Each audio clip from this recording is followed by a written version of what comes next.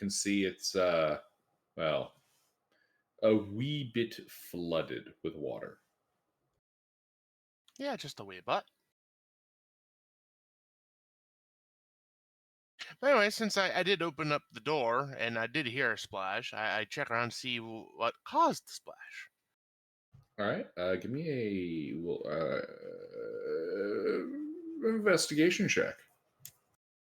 Alrighty, let's see here. That would be okay.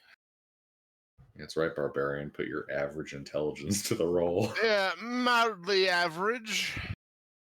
Hmm. Yes, yes. See, you can determine from the bubbles and the ripples radiating out from a point in the water that something dived in. Oh, he dived in. Interesting. And where, pray tell, was this diving done? Roughly. Well, it seems to have been done from the shoreline into the water. Shoreline. You guys are, what amounts to it? The room's not like totally flooded, but space. Perhaps you should give a description of the room. Indeed. You know what? That would probably be best, especially because there's a blurb here for that. Oh, a blurb even. Indeed. Boxed text. Indeed. Boxed text. Expiration date whenever. The room is lit by a soft section of rocky beach. Beyond the beach is a pool of glowing water, filling half the room and framed by a crystal cavern. Green fronds can be seen in the pool. Light seems to flow from everywhere, the pool and walls glistening like soft moonlight. On the far side of the pool is a set of doors carved with the symbol of a sun.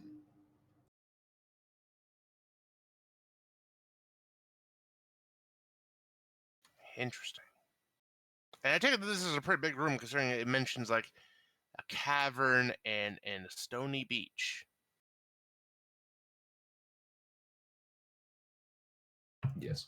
Okay. So, all right. Well, I'll start walking cautiously towards the bit of the shore where it looked like the uh entity dove into the water. Like I don't want to, get my face eaten by like a lobster person that comes out of the water, but I still want to get closer to see what that might have been.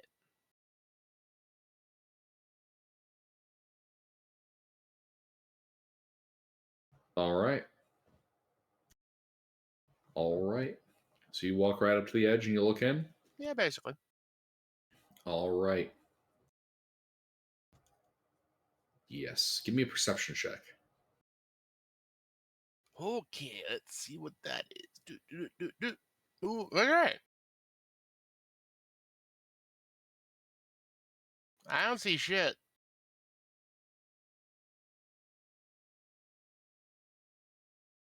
Indeed, you do not. No, I just turn around back to Intervin and Thrain and just kind of shrug and like, oh. Well, can I take a look around and see if there's any like concealed or hidden things in this room that might explain this?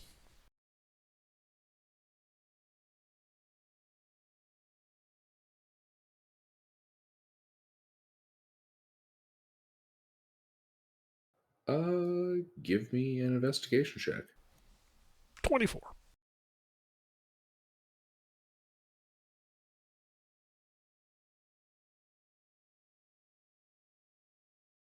Hmm. Well,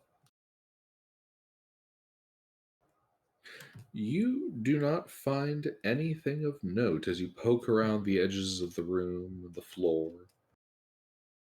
It seems just as described. How deep is the water?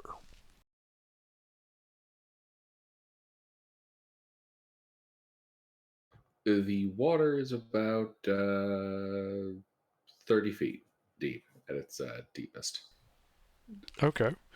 It, It's a fairly I shouldn't say yeah, no, it qualifies as a fairly sharp drop off. Yeah, there's a we're talking like a freaking what would it be 70-degree angle basically from the edge into the pool itself. It's a pretty steep drop off.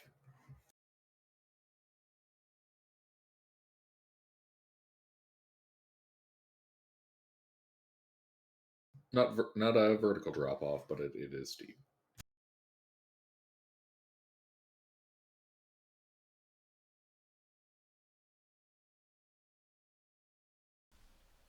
Okay. And this water is between us and the door with the sun? Mm-hmm. Okay. I like, do I have something like that? Yeah, I have like a piece of paper, I guess. I just kind of touched the water and make sure it's not acid. The paper isn't it? Wait, is it rice paper? No, it's like parchment. Well, it's wet. Okay, great.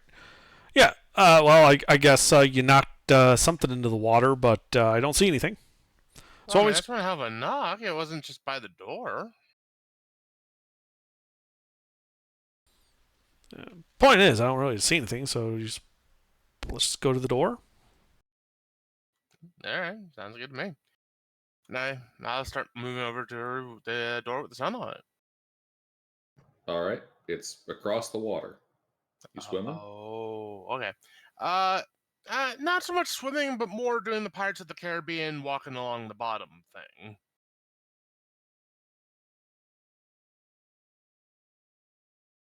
Alrighty. Yeah, because all that gear, that's heavy.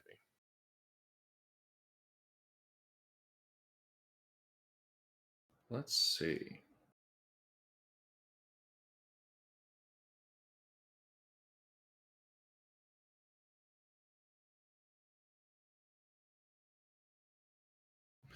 So you start walking along the bottom. Uh-huh. Your head goes under. Are you gonna breathe the water? Oh, yeah. Okay. You inhale water. You can feel that brand on your chest kind of burn like salt's being rubbed into it. All right. And your lungs are filled with water that you can't breathe. God damn it. I back on out. Coughing, sputtering. It's more bullshit water.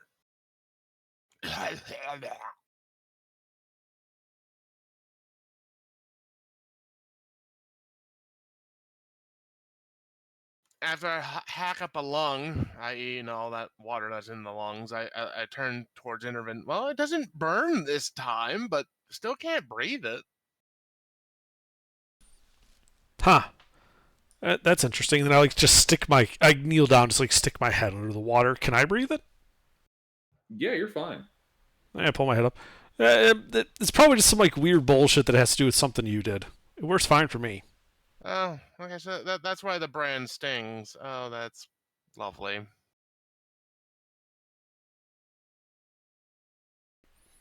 How far is it from us to the door from here? Oh, wait a minute. Hold on. How long does that fly spell last, Intervin? 10 minutes. Has it been 10 minutes since you cast it? Well, it's concentration. I did cast Detect Magic earlier. Oh, okay. When we stopped needing the fly. Ah. That is fair. That is fair. Let's see. 5, 10, about 40 feet.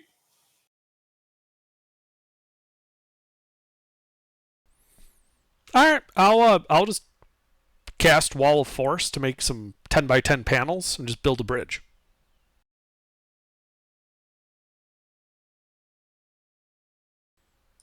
It'll be a nice bridge with walls and like a covered roof because I have like a bunch of extra panels. Oh, nice. All right, yeah. You go walking over, and as you reach that middle point, what's your passive? I mean, I made the bridge. I sent Faradul across it, so I suppose it'd be his. Yeah, Fair okay. enough. Faradul, what's your 10. passive? 10?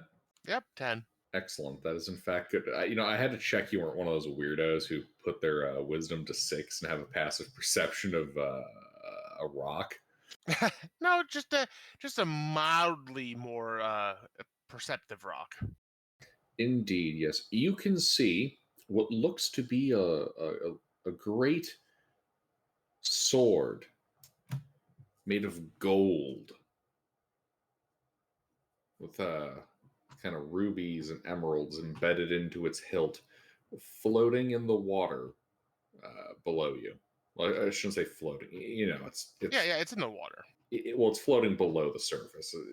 You know the effect I'm talking about, right? Where thing will get caught kind of in the middle of a water column. Oh, okay, yeah, yeah. Stops sinking, but it's not rising. It's just kind of Right. buoyant below the Yeah. surface. I forget what that's called. Neutrally buoyant. Yes, it's floating neutrally in the water column below you. Well, I point that out to, Enervin and Thrain, and I volunteer to drop one of them on a rope to go get the sword, and then I'll pull them up. I cast Mage Hand and grab it.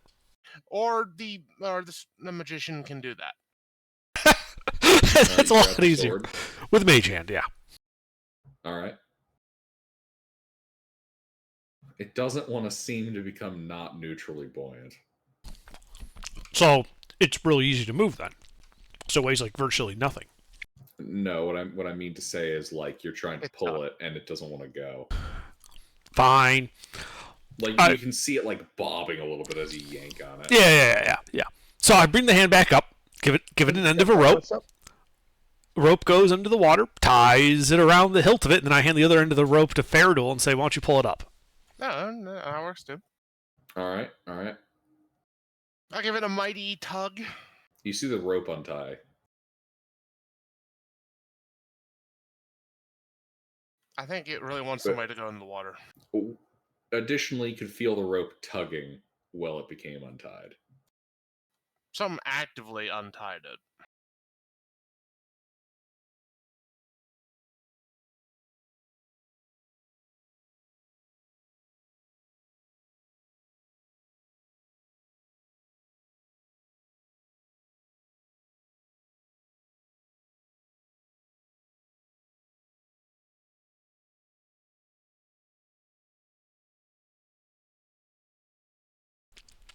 So I send the hand back down there, and I tie a better knot.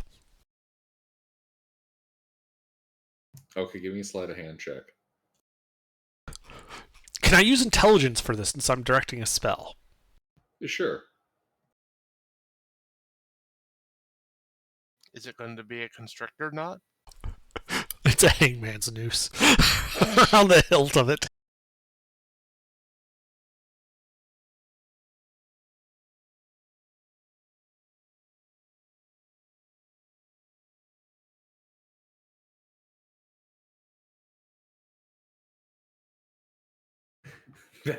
That might be the most perfect gif.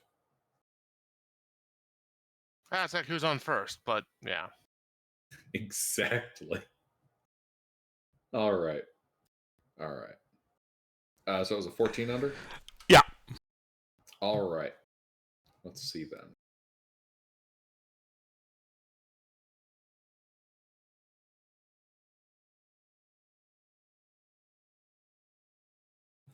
Indeed. Something is trying to untie that knot, but is not succeeding. Well, and I'm pulling. Mm-hmm. Yeah. Is the sword moving? It is. Feels kind of hefty. Ooh, I like hefty. Yeah, there's some weight to this.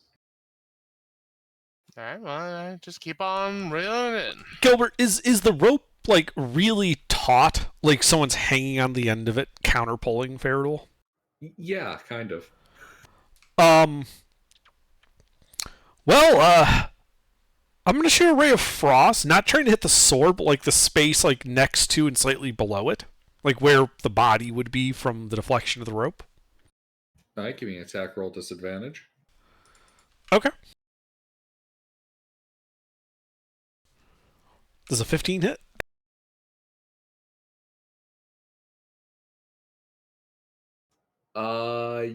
Yes.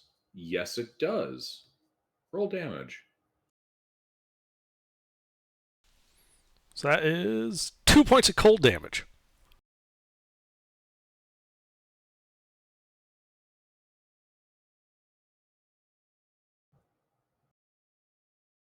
You hear a almost bubbly yelp.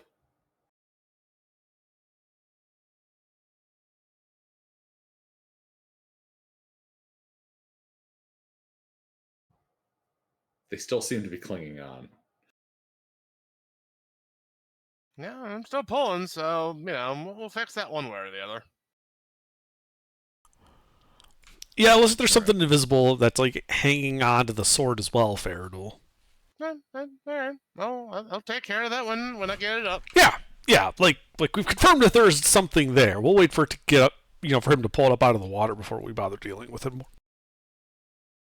Indeed, indeed. You begin pulling out of the water.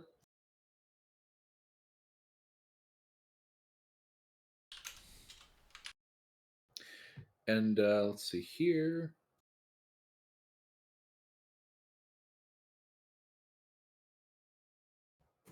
Yeah, yeah.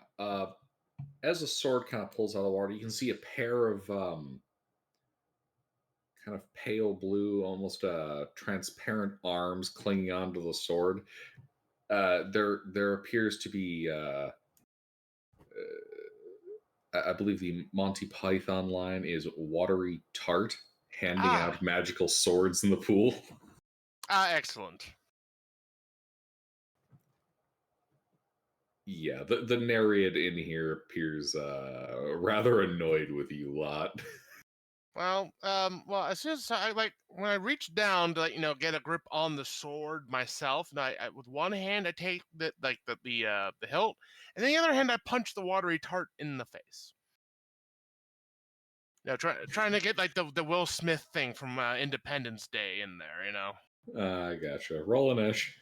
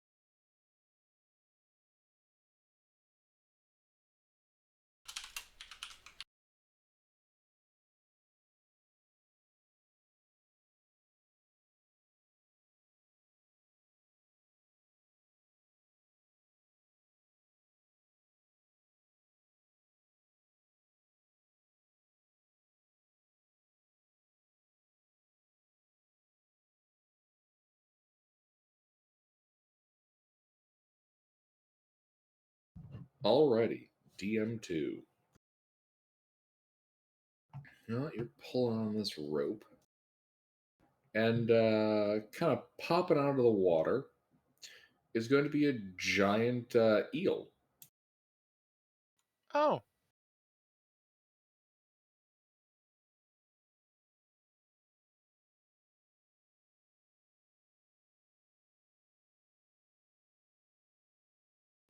And let's see here. Yeah, it's going to pop out and get up near you.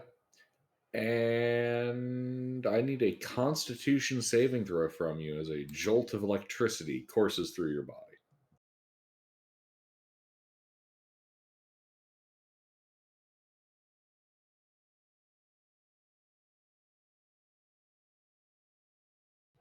Huh. yeah. Well, you take 13 points of lightning damage, Ugh. and Shocking. you're stunned. until the end of the eel's next turn. Lovely.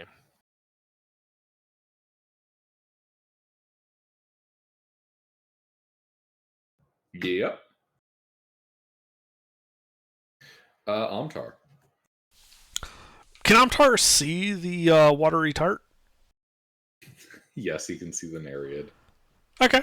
Tasha's hideous laughter. Honor. Wisdom save.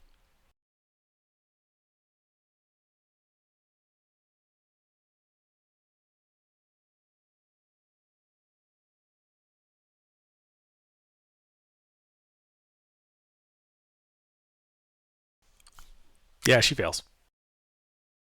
Indeed, indeed. She starts bursting out in melodic laughter, falling into the water.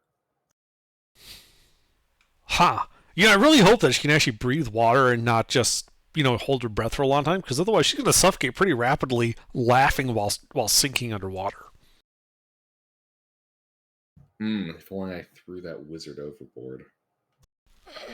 There's a reason I went down to the hold. Also, water breathing.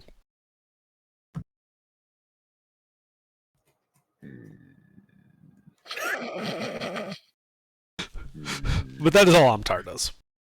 All right. Isha. Well, given the soggy bent is sinking, she's just going to shoot a ray of frost at the eel. Really? You're not going to Tasha's hideous laughter this problem away? It doesn't work so well against, creatures, right? They usually have to be intelligent. I'm assuming an eel's not that bright. Wait, why did I make a saving throw? I mean, it could be luminescent. I don't know why you made a saving throw, but it takes 15 points of cold damage. Fuck. The eel hisses.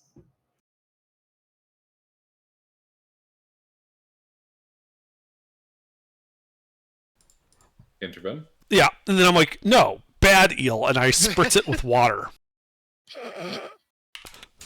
Does a 16 hit it? Yes.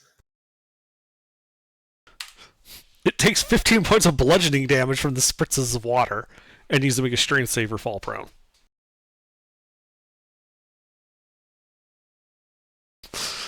Alright, it's not prone. That's it for me. Alright, the champion will proceed to stab it. And then I was a dum-dum because I didn't bring up the champion stats. So, uno momento.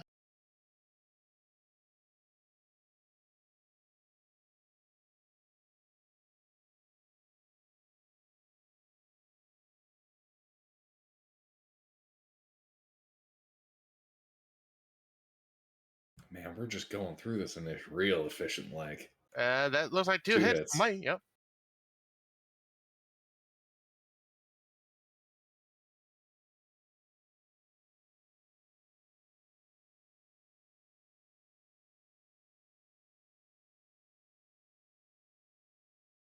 And that's 32 normal slashing damage. It is badly bloodied.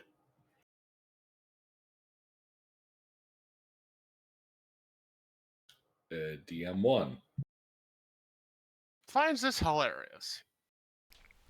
She gets a wisdom save at the end of her turn.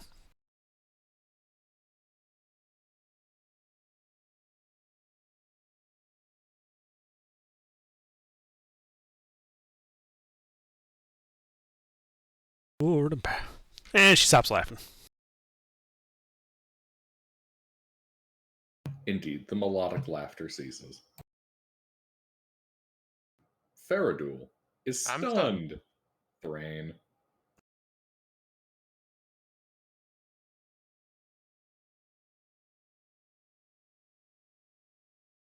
Oh, big giant eel. Tackety tackety. Alrighty. Alrighty, gonna attack the screeching eels.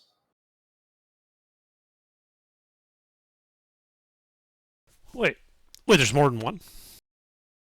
No, just the one. Oh, okay. You said eels, so. Just making sure. That's a hit. Okie dokie. And I don't like this eel, so third level smite.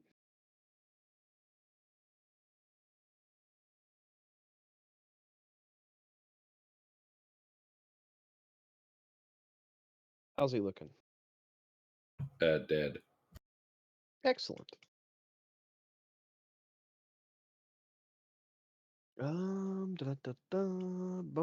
Indeed. action. The eel falls back into the water, bleeding. Oh, I would have You- tried to catch it. I went to let it go over the side. Oh, okay. Yeah, you hold on to it. Blood still pours into the water. Then bonus action, Shield of Faith.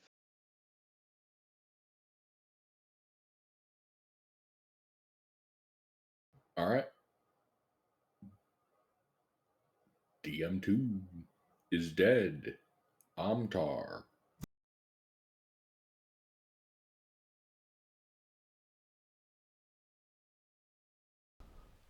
He's just gonna back up away from the water, and he's gonna hold his action to shoot a firebolt on any hostile it surfaces.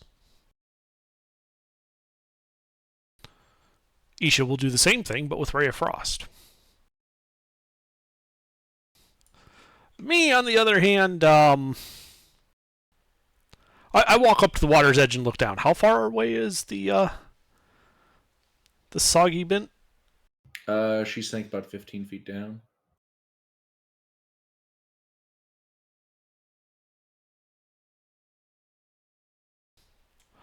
Well, I bring out the water jet and I just start cutting through the water with my own water. Mm-hmm. Attack roll. She does get cover. Okay. Is it 22 hitter? Yeah. That cover bonus for shooting through the water is not enough. Yeah. 22 points of bludgeoning damage. Strength save or fall prone.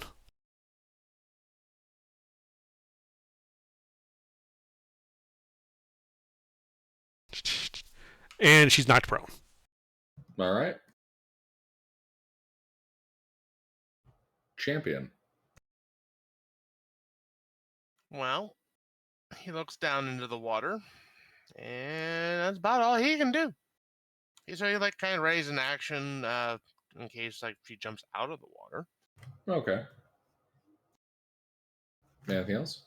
Nope, that's about it. All right. Her turn.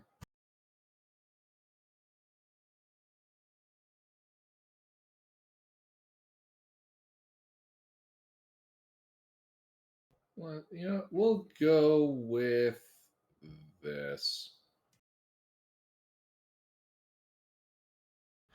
So, that spot you were blasting through to get her?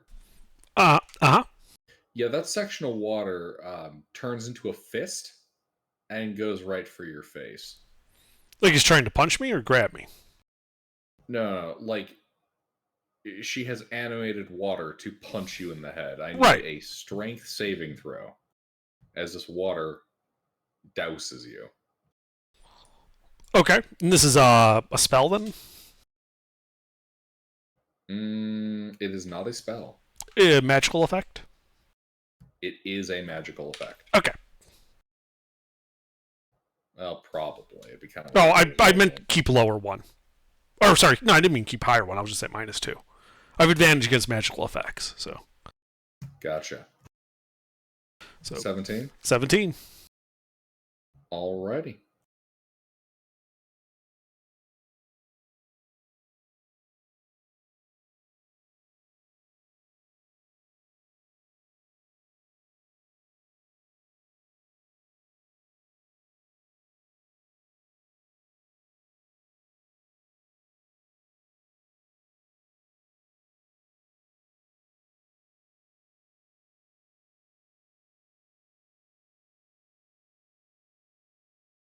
Alright, so you take half of 26 points of bludgeoning damage. Okay. And are not knocked, not I don't not knocked around by the water. Alrighty. Okay. And she's gonna swim a bit deeper. Only getting about what's that movement speed? Getting 30 feet down.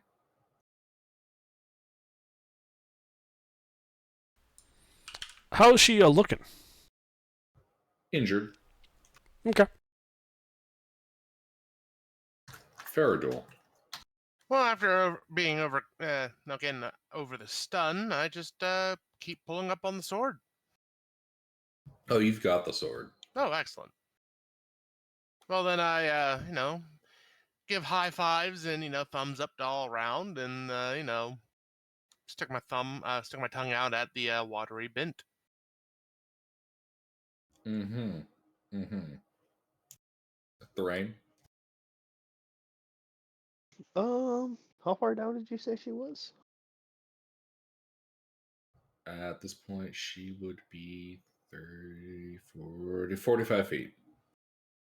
Okay, and she seems to be swimming like vertically, kinda. Yeah. Huh.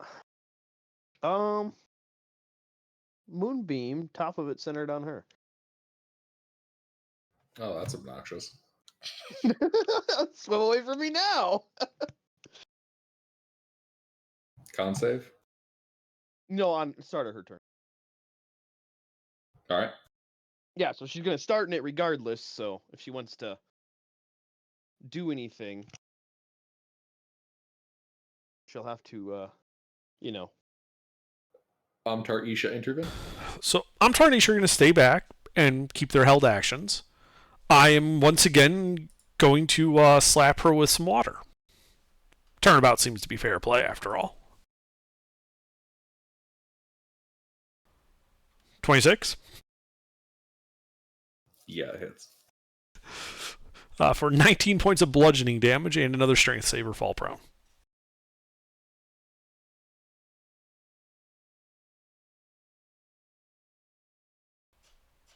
And she's prone again.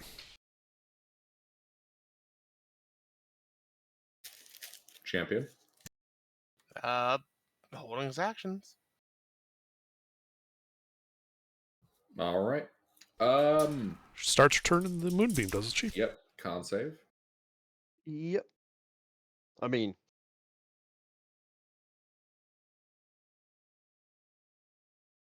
not exactly built as a caster, so I don't have great DCs, but that's still filled. All right. So that is 2d10.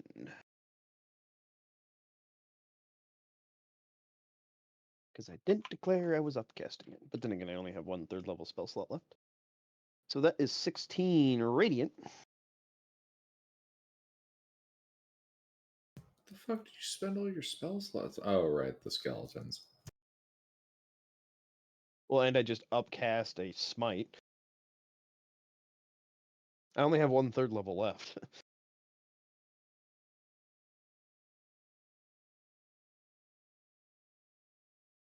All right, that is some damage. Yeah, she's not looking great. All right. Well, what's she gonna do? Is she going to Swim swim through a hole in the wall, where? in the wall under the water. You can tell there's a hole there by the fact that she disappears into the wall. Even though Well, she was at half speed, she lost for the prone. Yep, dashed right through. Okay, doke. But I know which direction the hole is. Yeah, Okay. That's all I need.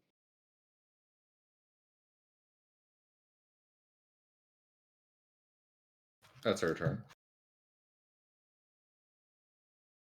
Faradul, followed by Thrain.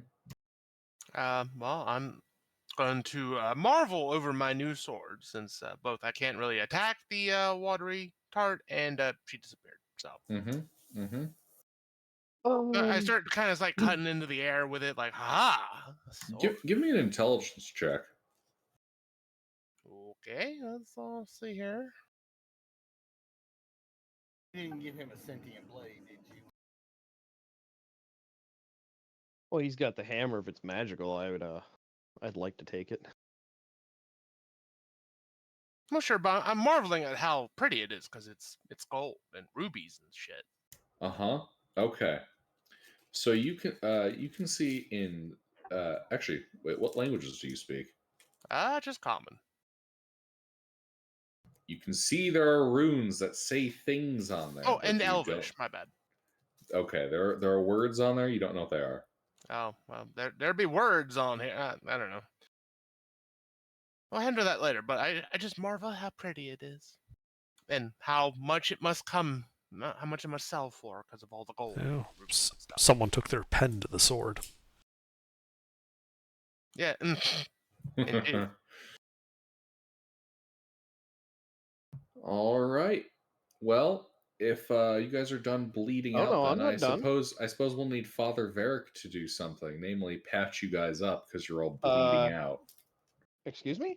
What? Don't I go after God damn. Fairduel? Ruffles, trying to mess with Mister. Fucking spoil sport. I would let all you die. I do not care. Worst fucking medic ever. all right. Thorane? All right. So how far from the moonbeam was that hole? 15 feet. All right. I'd like to move the moonbeam, probably about 30 feet in the direction of the hole. So like 15 feet to the hole, and then another 15 feet into the wall. Okay.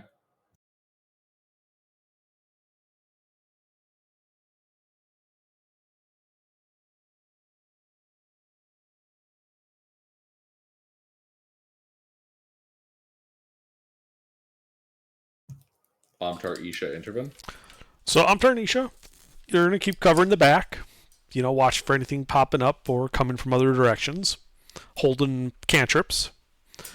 Me, I'm gonna jump into the water. How far down is that hole?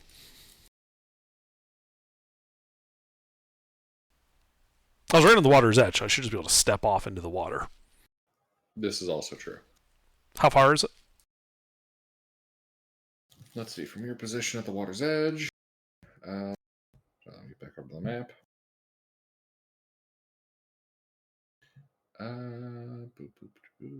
Be at an angle about 60 feet. Oh, yeah, I want to say about 60 feet.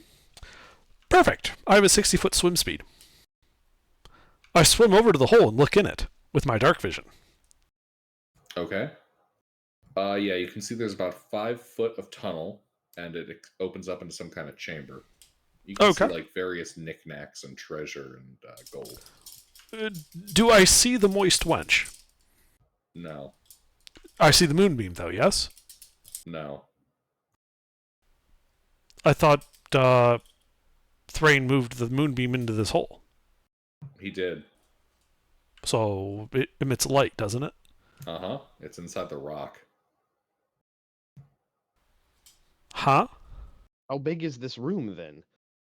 I only moved it 15 feet past the opening. Mm-hmm. Yeah, how deep is the opening? Like you say, it goes 5 feet, then opens up to a chamber. How big is that chamber that I'm seeing? Ah, I see. You can only see that it opens up. It's off to the side of here, like it's a curved corridor. So if I'm looking, say, west, it looks like it opens up towards the north. And that the opening is like going west and then immediately to the north. Do I have that right? More the opening is north and it kind of curves. In this case, it would actually be east. Okay.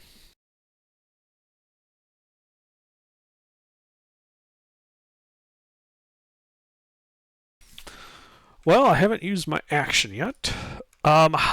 How big does that room look to be? Can I tell at all?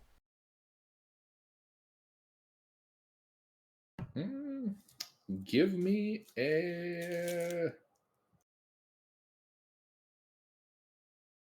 Give me an intelligence check. You read that book about like architecture in a fight, right? Yeah. So Yeah, this is 'cause this that is doesn't apply. so this is an architecture. So 23.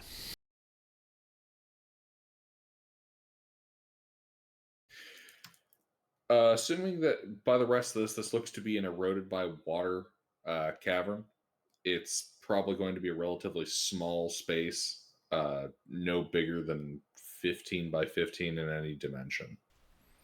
By Okay. the angle, it looks like it's like just like most of its shape is like just on the other side of the wall itself. Got it.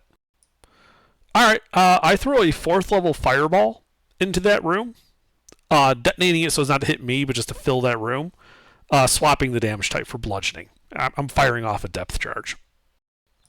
Okay. If she's in there, she has to make a dex save. Mm-hmm. All right. Bang and clear. Just random question. What's your DC? 19. Okay, good to know. And what's your damage roll?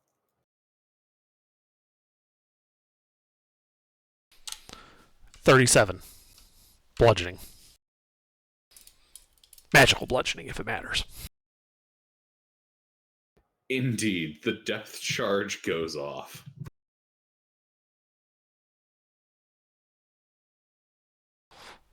Well, there's nothing else I can do this turn. Indeed.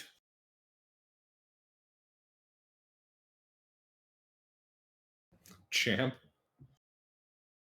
He's watching like the side of the fireball through like come out through the hole a little bit, like the flames and stuff. Just like, man, that's nasty. Actually, just be bubbles. It was a pressure charge. Fair, but no, still like, all right, All right. All right. ain't going in there. Stuff happens. Fair duel. I also ain't not going in there, namely because I can't breathe. Skyward Thrain. So Well, I'll back up the wizard. I gotta prove myself yet, so I'll jump in the water. I mean, it's like move and get as close to where Intervin is, and then jump in, because obviously. Yeah, because you guys got that wall of force that you can use. Yeah. Yeah. Yeah. Okay. So yeah, you run over. I built an invisible bridge. Halo Bridge. Indeed. You are now in the water. You've got about let's see, like about 50 feet from where he is. Moved along the bridge, and I only got 10 feet closer.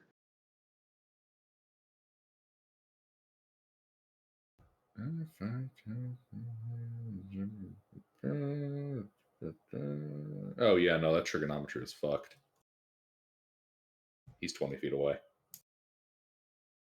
Okay, then yeah, I'll swim down to him. Or No, I guess like just that's what I mean. Like once you get over there and you jump in, he's 20 feet. yeah. So I'll let gravity take over. Okay. Begins sinking. Yeah, just like the old school scuba divers.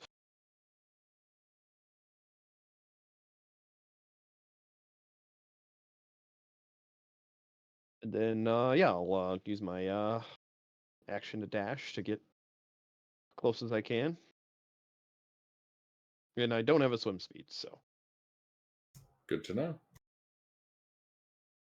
hence why I'm relying on gravity.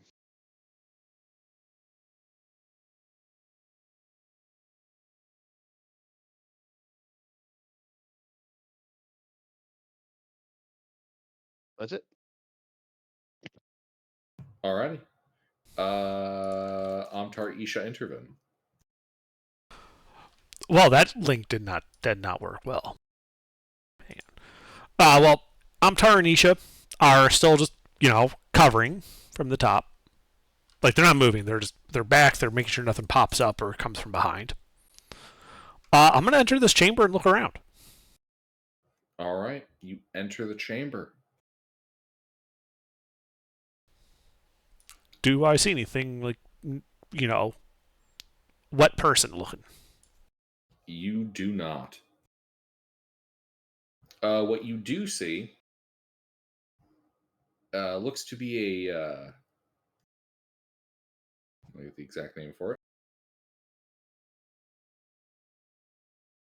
What you do see is a watery mantle along with some jewelry that looks to have been made out of seashells settling on the floor of the cavern. Hmm. Inside the room is treasure. Right, but I'm looking for like where she might have gone off to. Is there any other exits from this room? Nope. Ha ha. Well, I suppose I'll just stay there visibly in the middle, looking at everything, holding an action to blast with my water jet any enemy that makes itself known to me by any means. Okay. I have a passive of 15. All right. That's all I do. Champion. I'm still holding his turn. All right. Stuff happens. Fair duel. I'm still holding my turn. Thrain. All right. Well, I join Intervin. Indeed, you do. You see the room as described. There's loot. Well, I see Intervin readying himself for a hostile threat. So, how big area wise is this room? I know you said earlier, but It's a little smaller than a kind of. It's like a pear-shaped, vaguely 10 by 15 room. so Intervin and I could stand in like a 5 by 10 area, and there would only be a 10 by 10 space left over. Yep. Hmm. And where is Intervin situated right now? Right next to you. In the room. I moved next to him, but he had Oh, established he was he's center, in the so pair. I don't know. He's just like right in the middle of the pair, like the Okay. narrowing part of the. You know what I mean? Yeah. Well, then I will situate myself near him and then move my moonbeam into the rest of the room. Uh huh. The room is now illuminated with moonlight. Anything else? Nope. All right. Amtar, Isha, Intervin. Still holding actions. All right. Champion. Still holding actions. All right. Stuff happens. Faradul. Still holding actions. Thrain.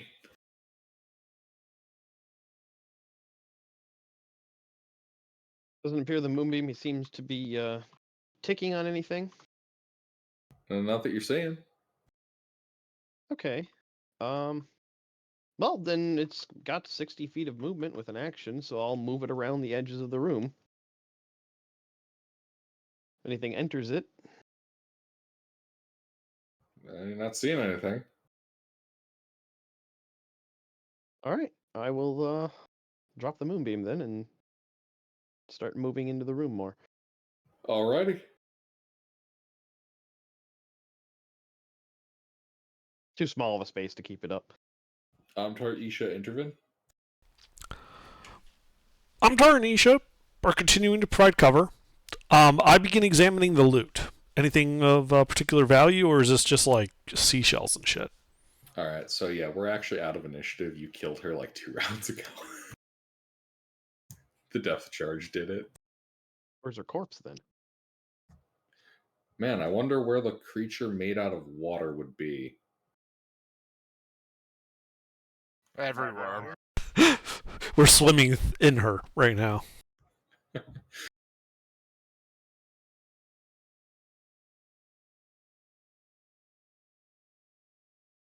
Jokes on Yeah. you, Thrain. Now you're breathing in the bath water.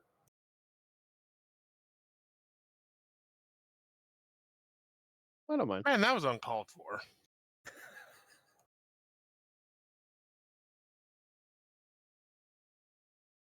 Ah, yes, another successful homicide. Double homicide, in fact. Oh, we still got the eel on the bridge, so we can keep that as a souvenir. Exactly, double homicide.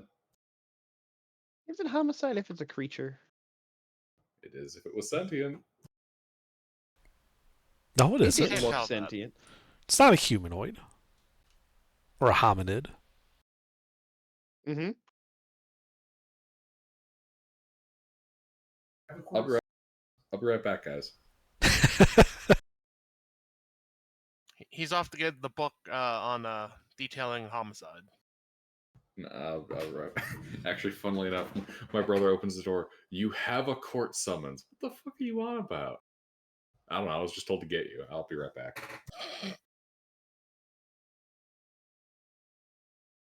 Turns out Gilbert or his brother just got the mail, and Gilbert actually has a court summons. I guess how the tables turn.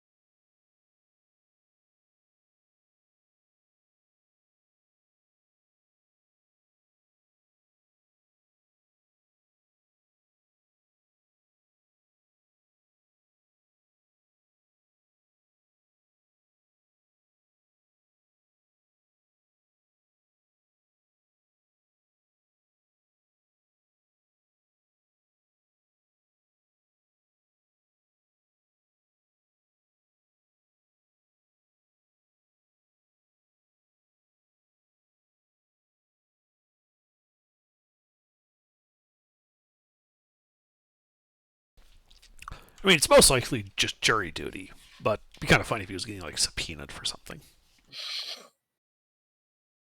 Something happened at the grocery store. It's actually probably just something with the family, and the brother is just being the brother. No, yeah, that's just the way his family talks. Yeah. I mean, Although, like it would be if I was immediately still living at legal. home and I got like a jury summons, my parents told me like the court sent you something. You've been like officially. Like they would have had a lot of fun with the letter I just got though, because that would have when they look at it, they're like, it's from the Defense Counterintelligence and Security Agency. Oh. What did you do under?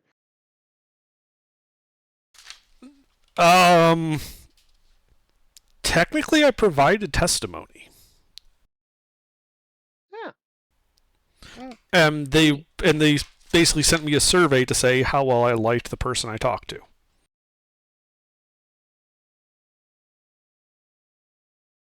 You know, the investigator. Neat. Yeah, I did. I got summoned for jury duty twice. So first time I was just immediately dismissed, and the second I just sat in the room all day, doing nothing, and then was dismissed. Well, that sucks. Yeah, I didn't even get to see the trial. Right? Like, you know, I've only ever gotten a summons for jury duty once, and in my county, you call up like that Monday for like a Wednesday service, Mm-hmm. and to find out if you actually need to show up. And they said, no, we got enough people. You're excused. Ah. Now, see, the first time I had to show up, and you fill out some of the forms they had that time, and then it's like, oh, like no, it was like an hour, and it's like, oh, you're good. It's like, all right. And then the second time I still had to show up, and then it was like all day, because they were, I guess, fighting and like doing like, oh, we're gonna do the usual pre-trial motion, like not the motion, but like figuring like getting the case resolved. And then, where they like might settle it or plea out. Yeah, some plea out or some whatever. I mean, and unfortunately, we were told early that it wasn't like one of those really neat cases. It was going to be like a small claims thing. And then it was like, oh no, you're done. It's like, oh, well, all right. Mine was vehicular manslaughter. See, like it wouldn't be something like that, which would be, I mean, both gross and fun at the same time. Yeah, I just think it'd be neat to actually, because I've never actually been inside of a courtroom. Never had a need. I didn't get picked though, so. Ah. I was summoned, but I didn't get picked. I just had to show up and my boss, for whatever I reason, got picked the last time I was in a courtroom. my boss is the unluckiest man in Brown County. He has been summoned 6 times in 12 years. Oh, damn. No, they like him. So he must be the most generic dude on their list, because he fits the jury of our peers, whatever. And so when I told him that I got summoned for jury duty, he's like, "Well, the picking process will take a whole fucking day, whether or not you get picked." So yeah, he already knew. He was like, "So even if you get done early, don't bother coming in because it'll probably be 1 or 2 o'clock in the afternoon when you actually get out of the building." Yeah. And I ended up getting out of there at 10 o'clock, so I didn't tell him. Oh, fucking lucky ass bastard! I was there till 5:30. Oof. And you didn't get picked? I did get picked. Ah, yeah. See, I didn't get picked. I was in one of the first groups that got dismissed. I was literally the last person picked because everyone else in the process was getting really fucking peeved at the lawyers doing the picking. It was obnoxious. I had a lot of fun though. Alright, but I'm back now. I'm back. No, this is just your spirit communicating through Discord. You're actually not back. That's right, I have access to the new sphere. Yeah. I'm a tech priest. Come at me, bro. I'm gonna hijack your nuclear reactors. Hey, look, I took these two things and smashed them together in a way that the STC said I shouldn't do, and now it's working as some third brand new thing. Isn't it wonderful? No, you just need to spritz them with water, and that'll cause problems. But the blueprints under the blueprints say that's not okay. Oh, hold on. I take pencil, search drawing on the blueprints. There, that's better, right? Angry binaric screeching. Oh, no, it checks out. See, it's on the blueprints. That must mean it's real. Look, if you apply enough coffee and dirt stains to anything that you just made 10 minutes ago, the tech priests can't determine if it's old or not. Yeah, I would just get in so much trouble for forging STCs, for just making up new technology and then just making it look like it's an STC. I mean that's pretty impressive if you impersonate an STC. Speaking of completely unrelated topic. Gilbert, I found this and I immediately thought of you.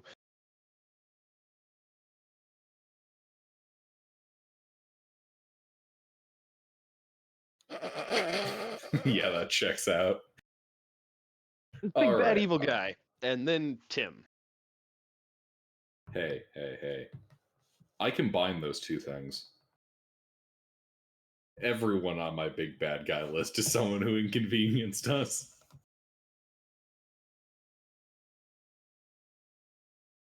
Anyway, so yeah, I start helping Intervin move all the big stuff around in the room if need be.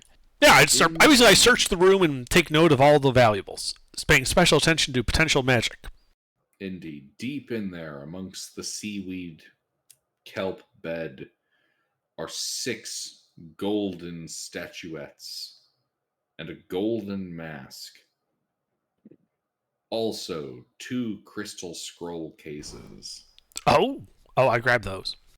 The water has destroyed their contents. God damn it all! Where's that fucking Lyrian? I'm gonna kill her again. Destroyed goddamn spell scrolls. Inside of here is also a silver idol. To whom?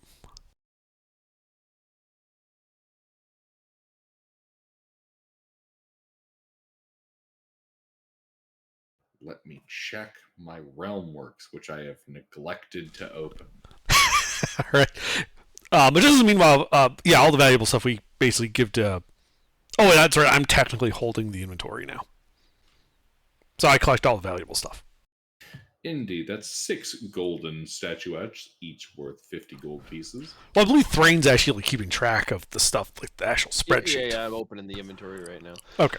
And a golden forgot to mask open it. worth 250 gold pieces. Hang on, spreadsheet's loading. Okay, start over. 6 statues. golden statuettes, 50 GP each. 1 golden mask, 250 gold pieces each. Well, there's just one, so it's just 250 gold pieces. 2 crystal scroll cases, contents destroyed by water, worth 25 gold pieces apiece.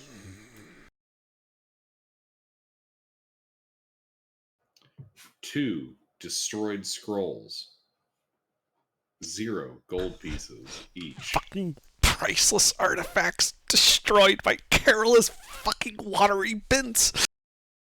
Well,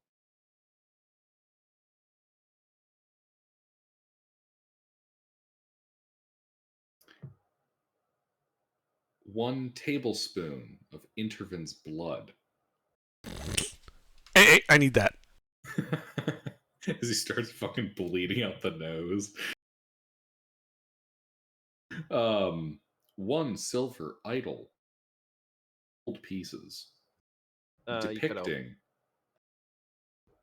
Silver idol and then gold pieces. So the value was missed. 15 gold pieces. All right. It depicts the goddess Telenande.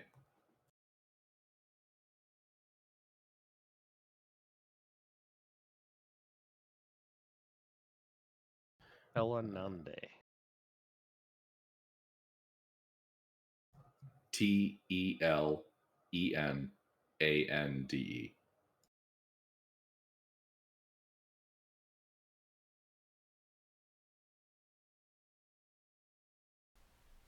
Any of the loot?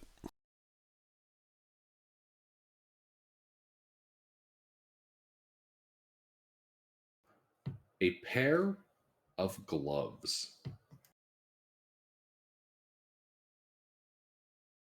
Do they look comfortable? Look like they're made out of seaweed. You also find 457 different varieties of forks. All of them 400. composed of common metals. We should take. I grabbed those. All right. None of them are composed of aluminum or anything worth anything. Yeah, but it's 457 forks in the Bronze Age. So when you say made of common metal, what metal exactly are they? We'll go with pewter. So tin and lead. Okay. I assume you mean trifle pewter, not fine pewter. Is it fine pewter? No.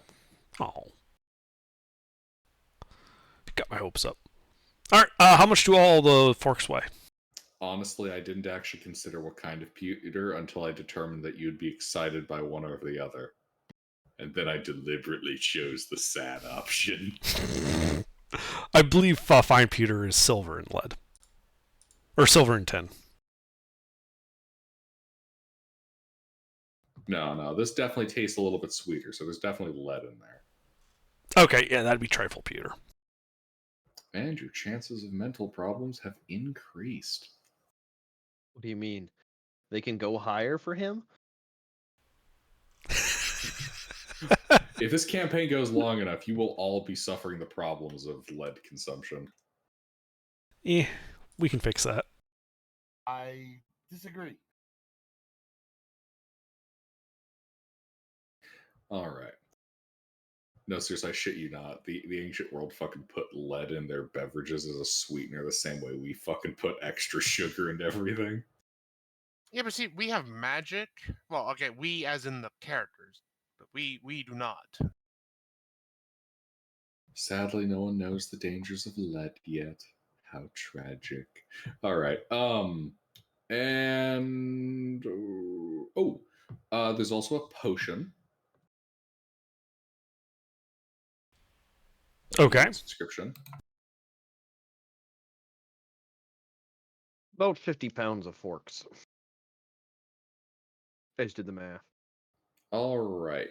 Yeah, you can see that there is an eyeball floating in this yellowish liquid. I'm guessing you're putting the potion in your inventory? Sure. It's potion of clairvoyance. Neat.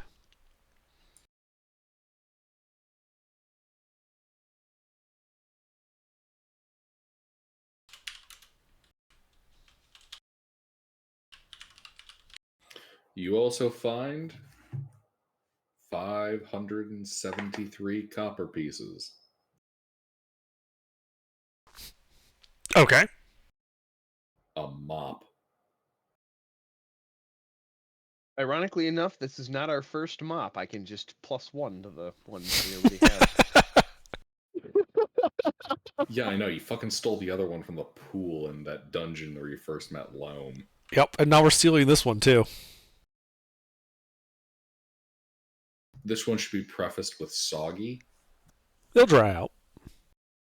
Or will it? If it's a magically always wet mop, I mean that's something we could sell. Like, do you know how hard it would be to, like, if you're like that poor servant who has to like mop a floor for like a giant palace, constantly having to re-wet your mop? If it was a permanently moist mop, that would actually be really handy, and I bet people would pay a lot of money for it. Yeah, that would actually be a really neat magic item.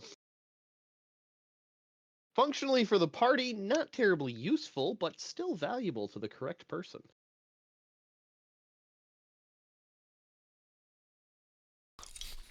Not to mention its applications for use in a desert. Mm. Yeah, infinite water supply. The All right. mop of perpetual moisture. I was pulling up a calculator and got distracted by the mop conversation. How much copper was that? Sorry. 500 and, what did I say, 57? Sure. I'm just putting it in the party fund. So whatever number you want to give me, it's copper. Pennies on the dollar. Indeed.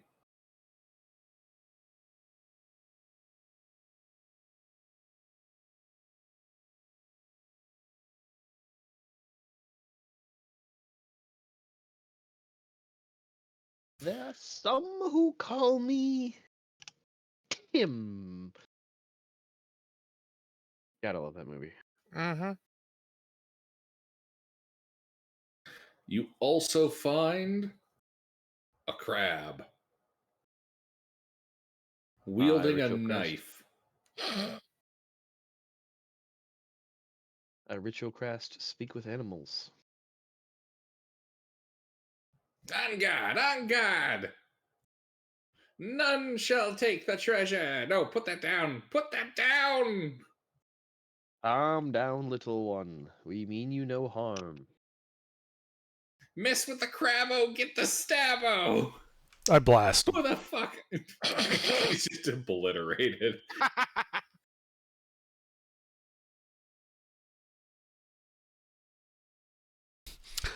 We don't have to stop and talk to every little bit of wildlife. Yes, but we could have kept that one as a pet. It sounded pretty mouthy to me.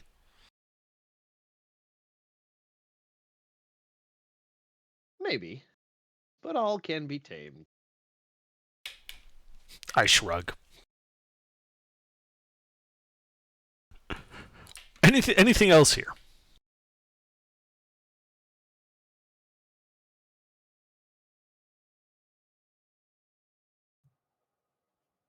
Some barnacles. Seeing Okay. me. Well, I mean, I would now like to search the treasure room for secrets and hidden things. Investigation check. 28.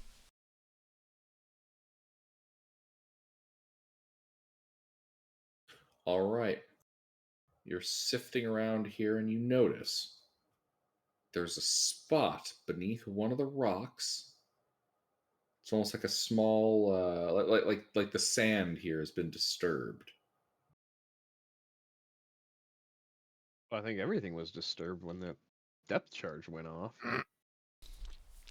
Well, I'll brush the sand away and see if there's anything under it. Yes. You brush the sand away.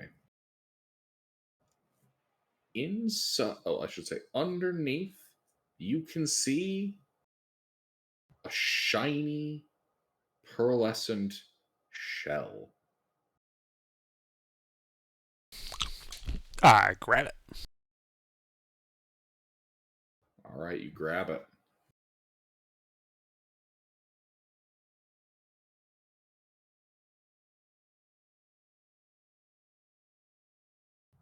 A little crab pops out the front. Like a hermit crab. Little pincers nipping in your direction. Yeah, but I'm holding it by the shell, so it can't exactly reach me. Exactly. Is it saying anything? I mean, it's 10 minutes for speak with animals. You so. shall not take my shell. Fuck off, weirdo. Intervin? What's up? He, seems to be upset about you disturbing his home. Maybe we could make him a nicer one. Is the shell valuable? Yes. I blast the crab and keep the shell.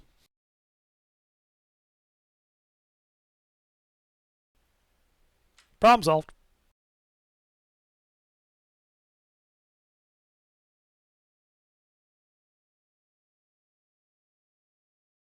Fucking merciless. Indeed, little bits of crab guts are now floating around the room. Yeah, prestidigitation will take care of that.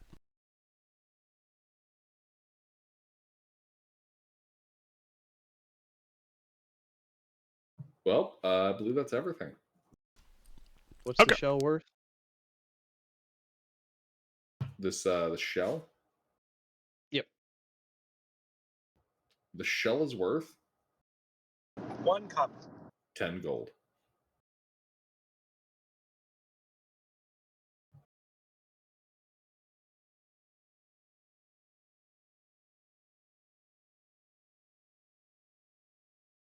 It is, in fact, quite the curio. Okie doke. Nice. All right, let's get out of here. Then we return to the surface and tell everyone they can stand down. The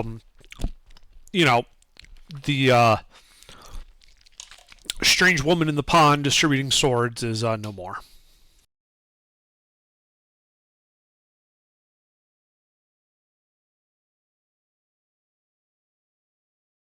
Oh shit! I missed a perfect philosophy to have a couple of books there on political philosophy.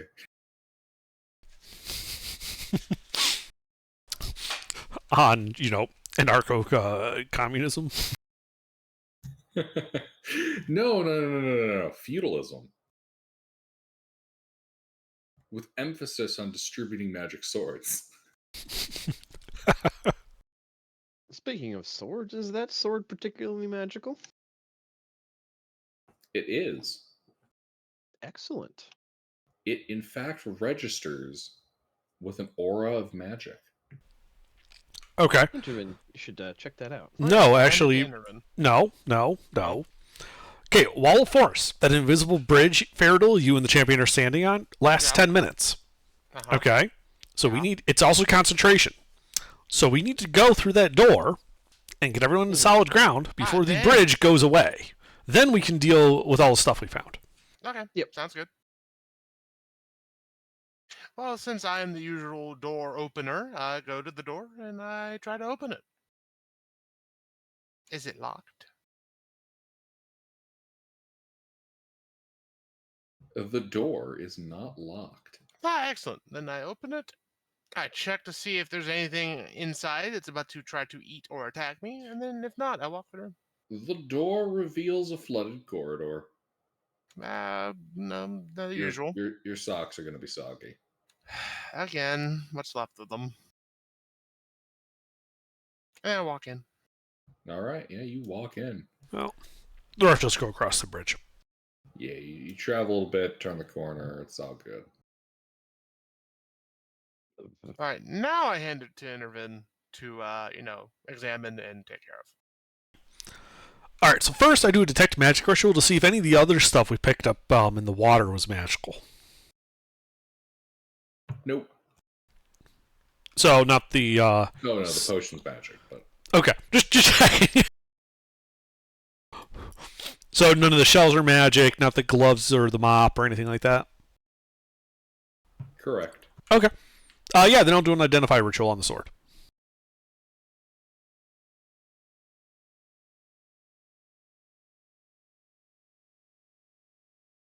All right.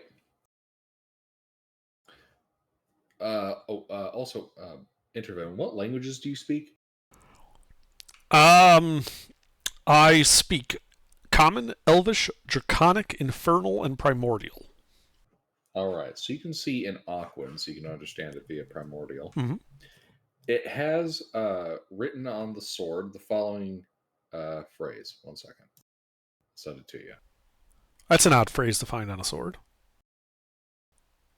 I suppose not.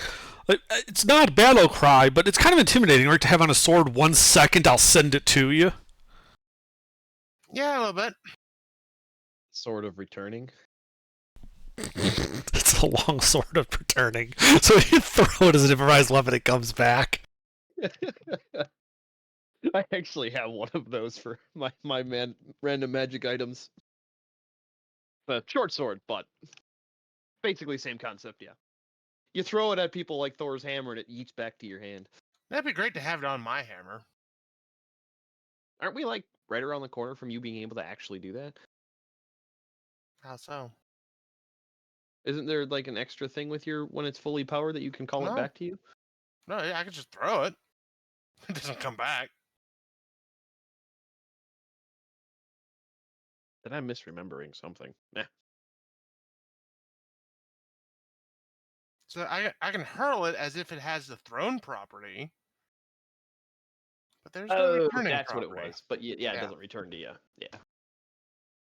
Which is a little annoying. But yeah. Take a 3-level dip into Arcane Trickster so you can get Invisible Mage Hand to bring it back to you.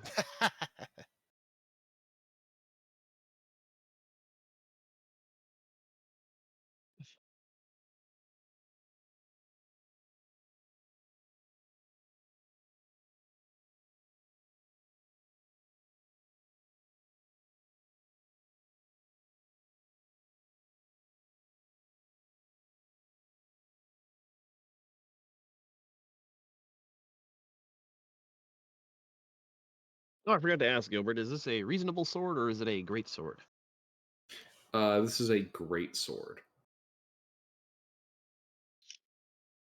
Ooh. All right, all right. This is the inscription upon the length of the blade. This is what the blade does.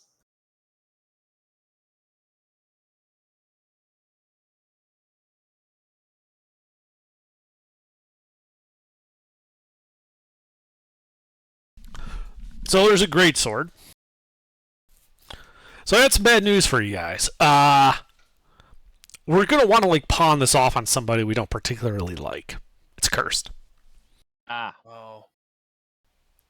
Like we should keep it because it's still a magic item, and we can pawn it off on somebody we don't like.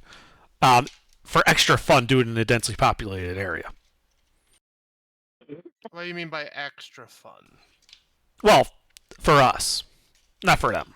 Well, yes, but can we get some more details on what that is? Well, the curse will cause whoever wields the sword to attack aggressively and mindlessly everyone around them. Oh, okay. So basically, we need to find a city that we really don't like and find the strongest guy in there, and then just give it to him. Pretty much, yeah.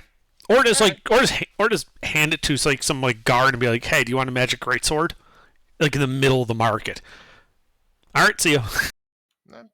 Okay. So we have the plan. We have the Sword of Lulls. All right. Mm-hmm. I recommend Tim in Erlashala. He's a strong fighter and an asshole. Right. So we got That a worked berserker well on the greatsword. NPCs I made named Tim. Wait, you He's don't Thrain's remember Tim? friend. I just made him up, Gilbert. I'm fucking with you. Why'd you have to tell him? I was going to back you up. You can't gaslight the DM. I control reality. I don't know. Mush. Because of my. I was gonna say it's a particular town called Mush's Folly. Yeah. It's always been called Mush's Folly. You My see, God. right here in my Stands. notes, Mush. Yeah. Yep. And Tim, Thrain's friend, he exists. No, there's no Tim. Anyway, cursed greatsword. Yeah.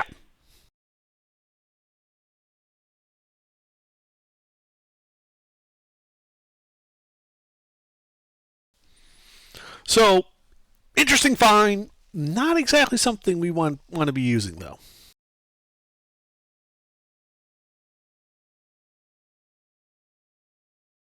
It also occurs to me that identify. Does it tell you it's cursed? So not all curses are revealed by identify. And generally the default is that no, it does not. That's a shame. Fucked myself over there. Oh well. Usually it will say, like, identify will reveal this property. Ah, well. Next time.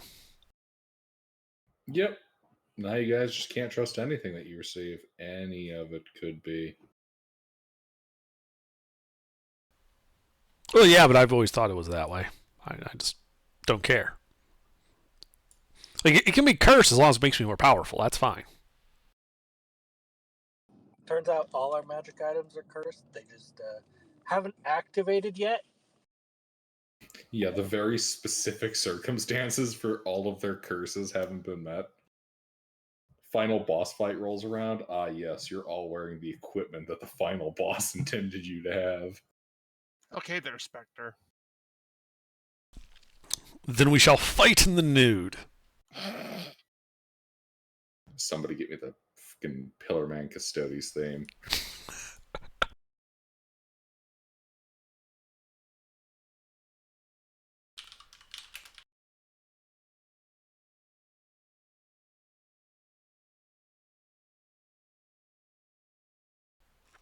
Ah, you beat me to it. I was trying to remember the name of it. Ah. Awaken my quivering wrath. Yeah, I can never remember the name of that song.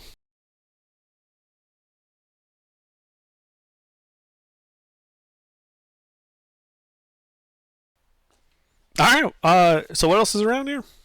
I didn't really pay attention the first time. Well, you're currently in a hallway. Ah, And in that hallway is a 90-degree turn in the corridor. gasp. Oh, we're just gonna have to Indeed. clear the corridor then, or the The, corner. the corridor is opaque, and thus you cannot see around it. Damn you walls. I turn the corner and take a look. All right, you turn the corner and gasp. 15 feet away from you is a flight of stairs, traveling 10 feet, 5 feet up, and out of the damp floor. Our salvation from the dampness has arrived. 20 feet beyond the top step is a pair of doors. I have some great vision if I'm able to see that, I think. I can see through the stairs. No, it's a fucking 5-foot flight of stairs. How tall are you?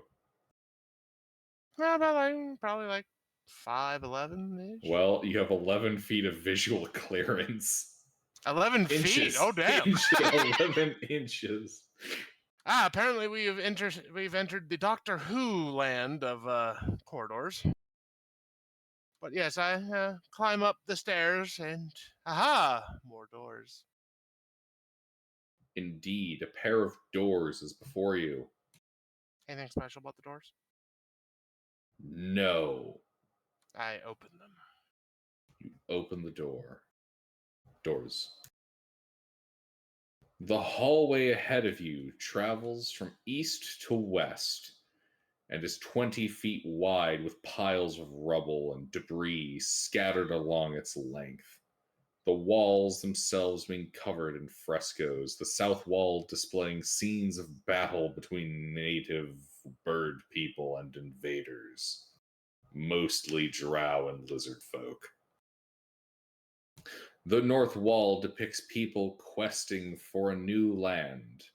Their experiences during the journey include crossing treacherous mountains, sailing over storm tossed seas, and receiving the guidance of the gods in front of a tree. While everything else is on fire from a war. In the center of the wall is a painting of a pyramid with a temple atop it, and the sun shining over the land. A humanoid figure, kind of standing, that Da Vinci style pose in the middle. So he's T-posing? Yes, he's T posing. Ah, yes. Double bronze doors stand in the. What the fuck? Oh, I'm sorry. Double bronze doors stand in the eastern end of the south wall. Down the hall to the west is an archway carved in the form of twinning serpents. Beyond it, the corridor continues into the shadows. Huh.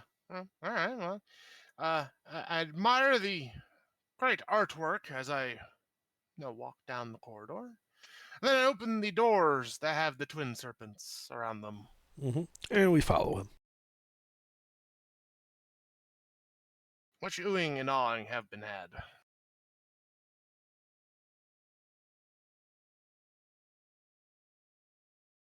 Yes, yes.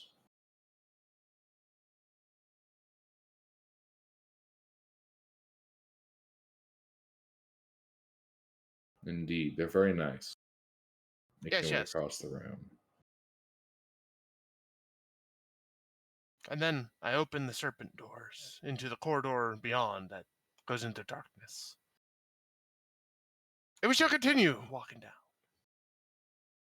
fearing no darkness. All right. Because One moment. occasionally the light that we bring is Intervin's fireball. He's not wrong.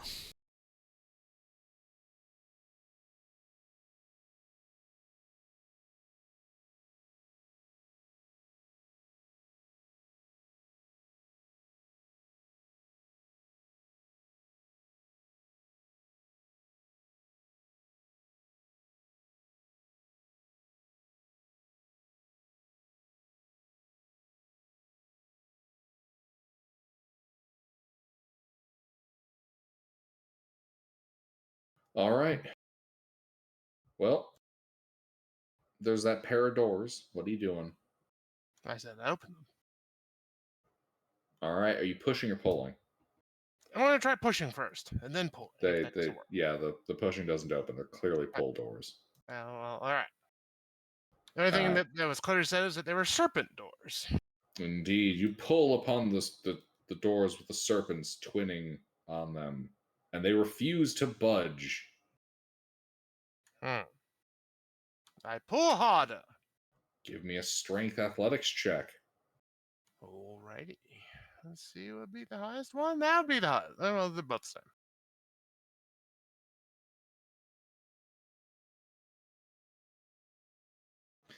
All right, yes, you pull the doors open.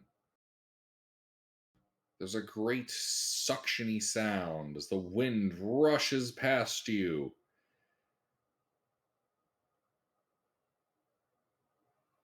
And I need a strength saving throw as the pressure pulls you in. Indeed, you are pulled by the suction into the room, the door slamming shut behind you. Guys, do me a favor, roll an ish. Did the corridor just eat Faradul? I had to believe it did. Huh. Bad luck, that.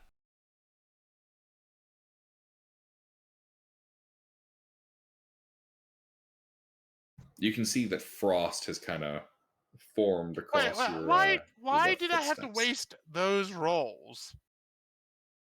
Damn you, dice! Bot.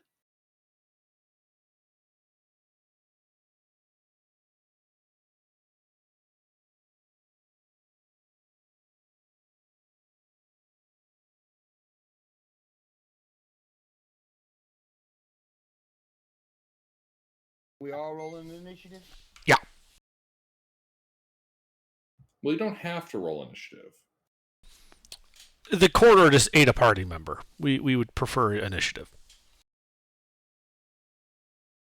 For they wish to attack the corridor.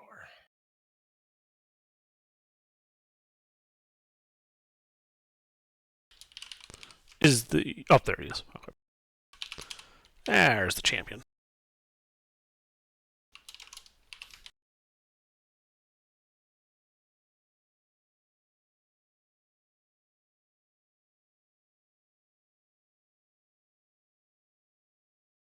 All right. Faradul, do you have anything that helps you with surprise? I do believe I can't be surprised. Let me just double check that real quick.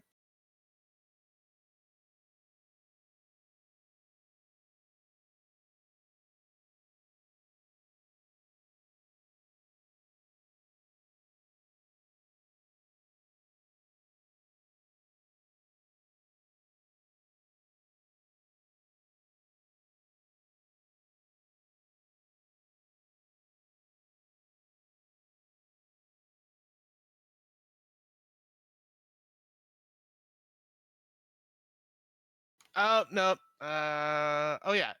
So I can't be surprised because of feral instinct, but only if I enter rage before doing anything else on that turn.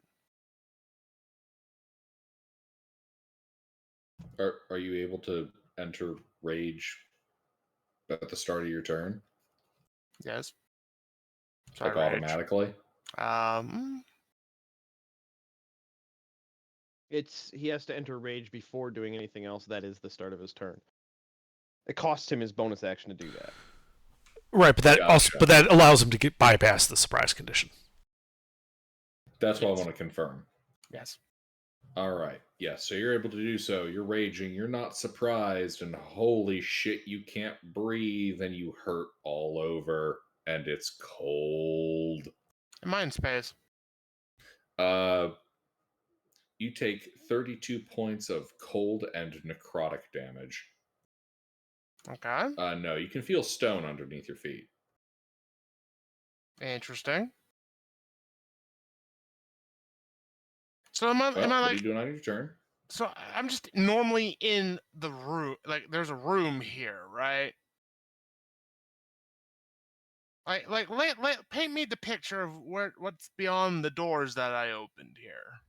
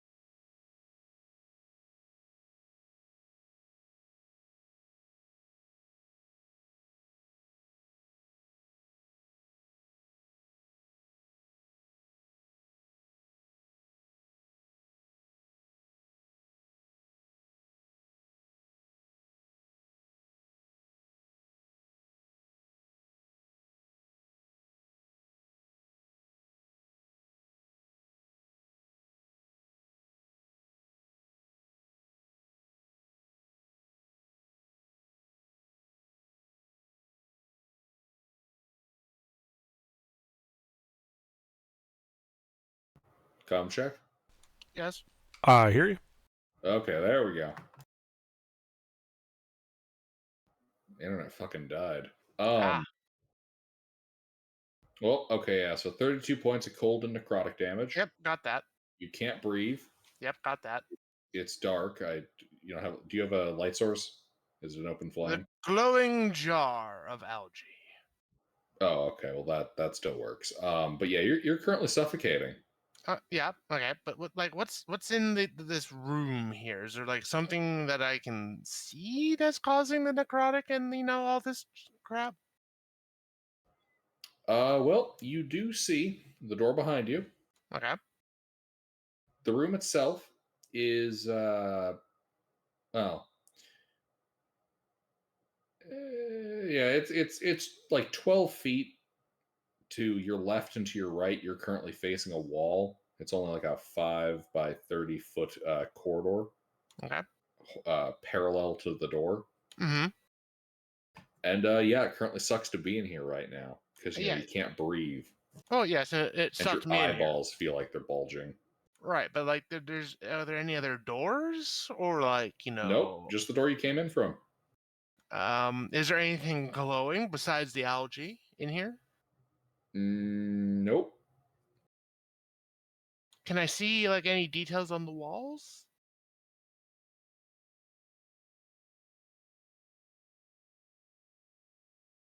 No, is there like anything like marking the walls that could be like, aha, this is my magic spell of suck you.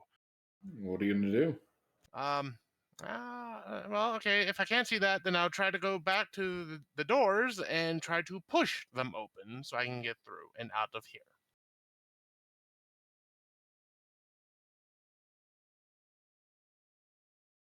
So I take that'd be a strength check.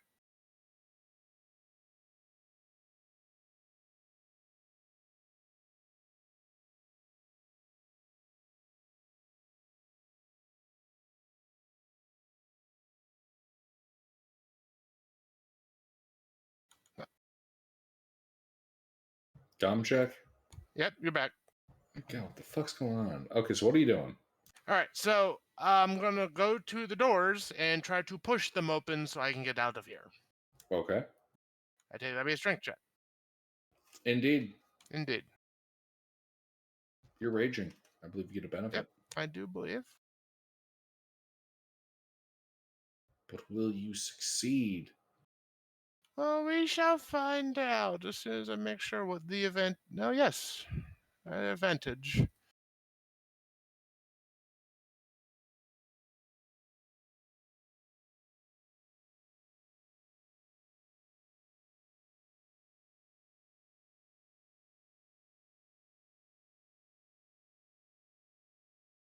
All right, with a great heave, you push the doors open, pulling yourself out from them as the doors slam shut behind you. You're Whew. amongst the party. Man, do not go in there.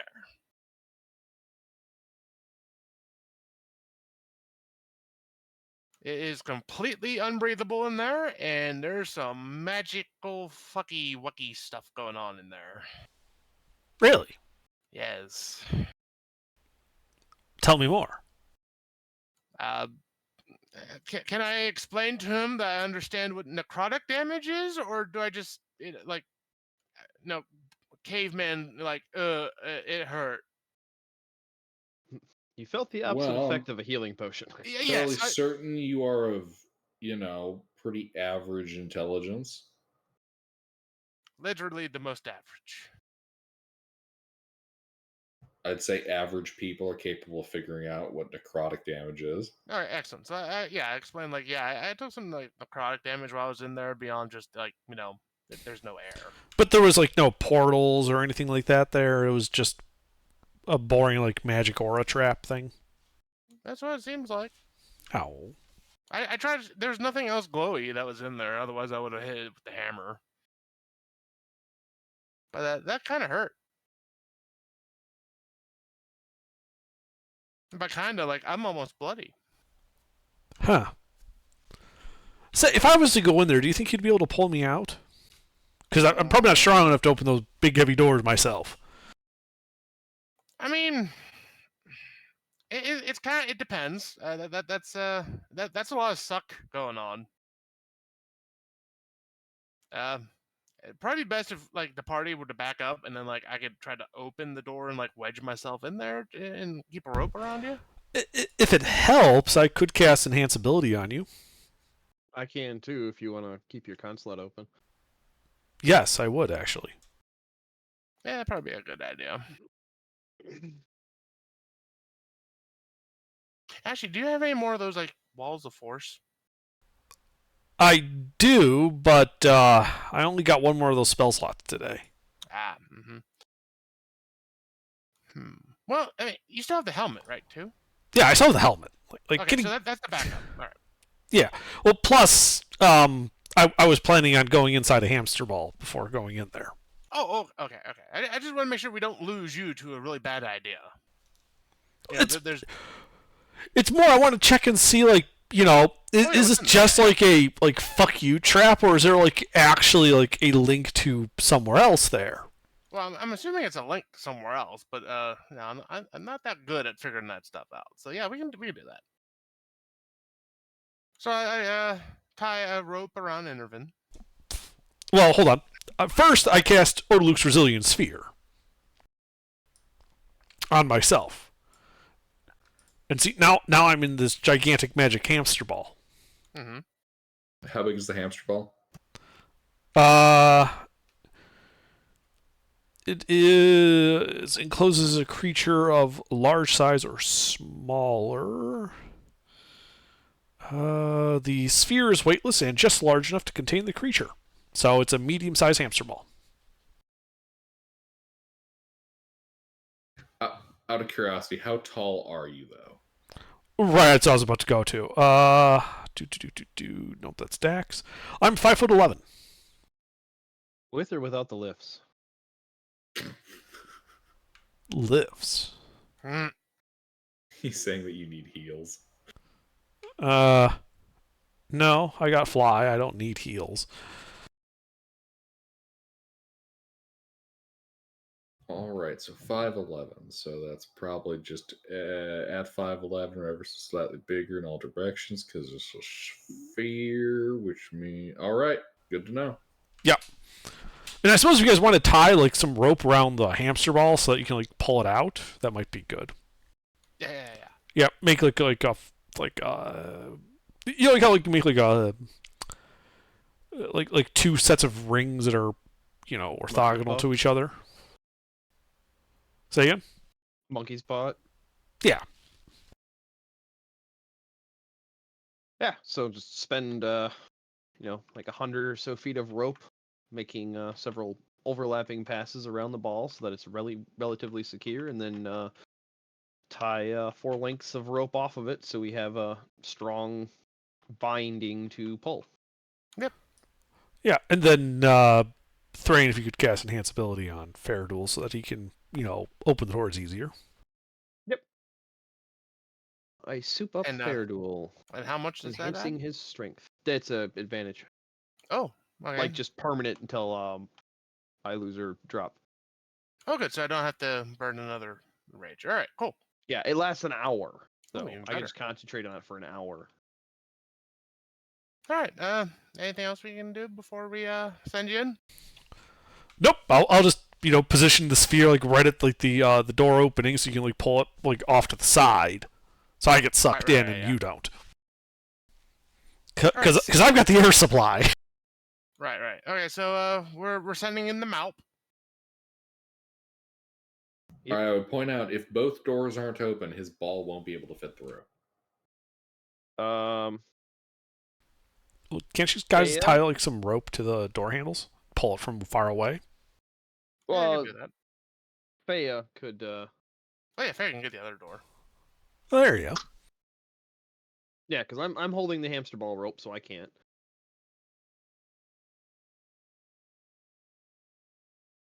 All right, Faradul, give me strength checks.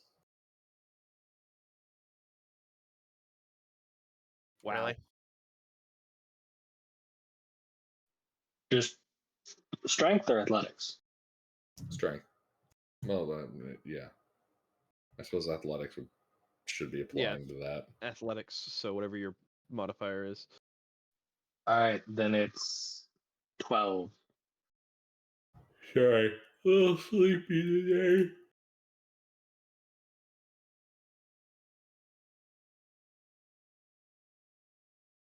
Sorry, to what? 12. All right. Yeah, you both fail.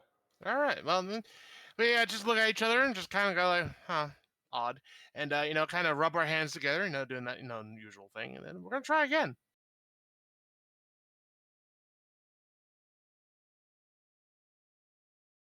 There we go.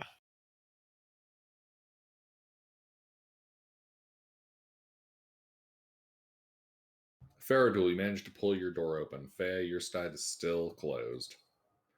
The howling wind is buffeting. And Interfin, your ball is currently pulled partly in, but you're kind of stuck on that door. Yeah, I'm sure they'll figure that out. I started looking in there. Like, is there anything to see? Like, what's on the other wall? The other wall appears to be a wall. Anything painted on it or whatnot?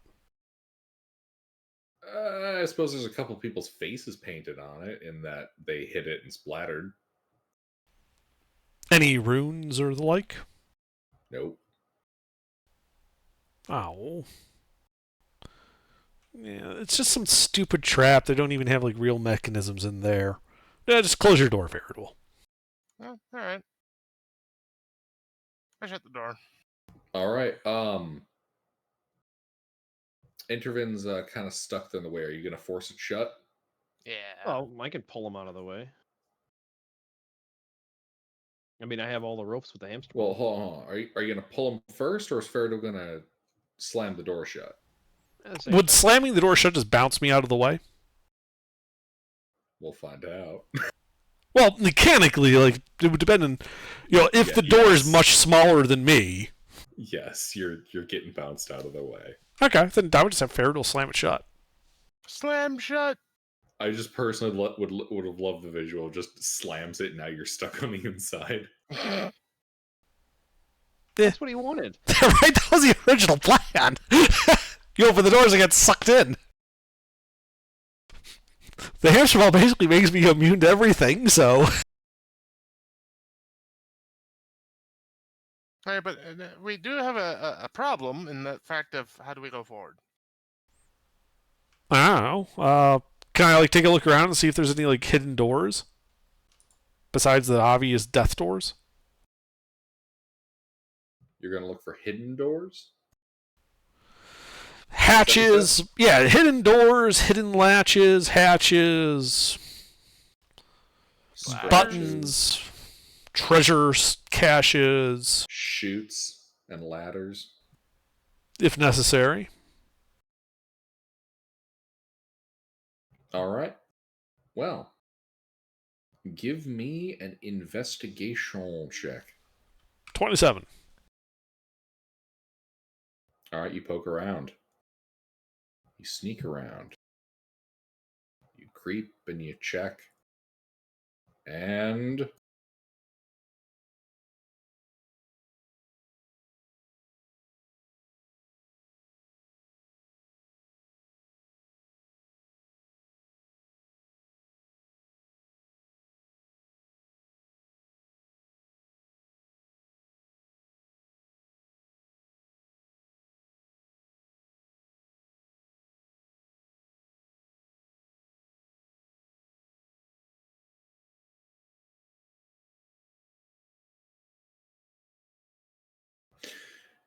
indeed. All right. So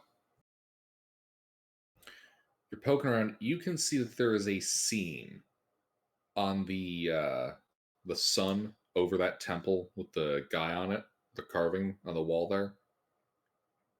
There's a seam Like, around that like door. it's a button or a hatch? Like, how big is it? Uh, about 3 foot diameter. Okay, It's a big depiction. yeah. All right, hey, Faradul, Faya, unless there's a seam here, maybe we could pry it open. Unless I find like a mechanism to open it. Is there any other seams on the wall, like button sized levers, Yes, as you're looking, there is a seam. RFID scanners? Huh. There is a seam on the wall for a. Actually, as you're looking, it looks like it's a 10 foot by 10 foot door. Like this whole section of the wall moves. Huh. Oh, well, in that case, I push the sun and see if that's a button. It is not a button. All right, guys, break out the crowbars. Well, all right, done. Got my hammer out. Just point me at him. I indicate the sun. All right. And, well, I aim for the sun and wail on it with the magical hammer. All right, you start wailing on it. First hit, chip stone. Second hit, chip stone. Third hit, chip stone. You hear the sound of like a mechanism breaking. That means it's working. I keep hitting. You're going to be here a while. I can assist. We'll give you guidance if you can require guidance to help you with swinging a sword or a pick, or whatever the hell you're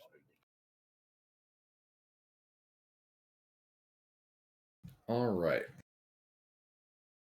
So,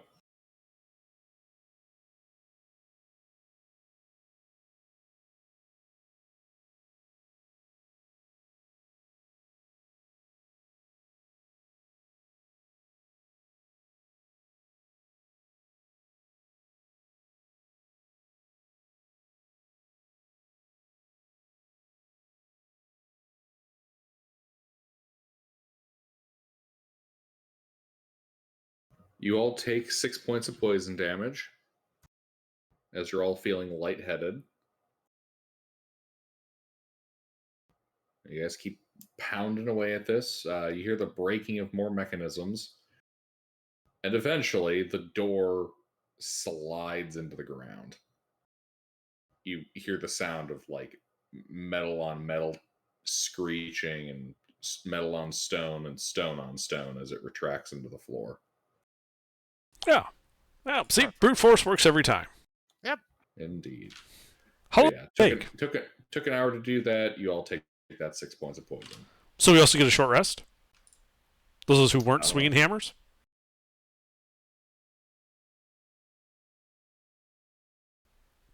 I'm asking. Yeah, yes. Okay.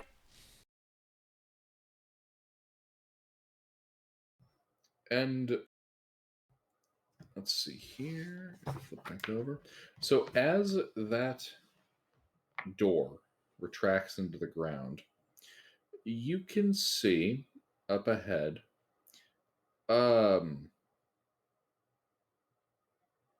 kind of a faintly amber color to the air just kind of begins slowly creeping out into the room. Like there's a particulate or gas of that color.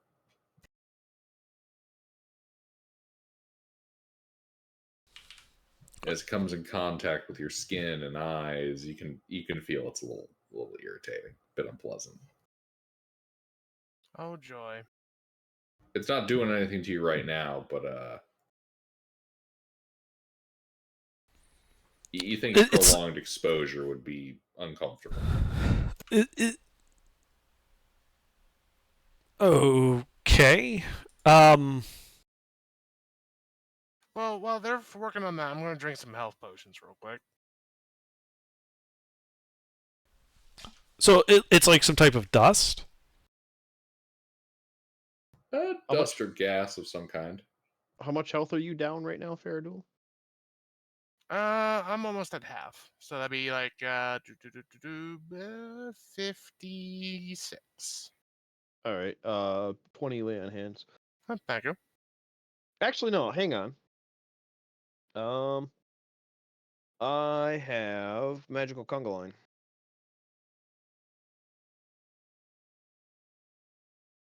I cast healing spirit.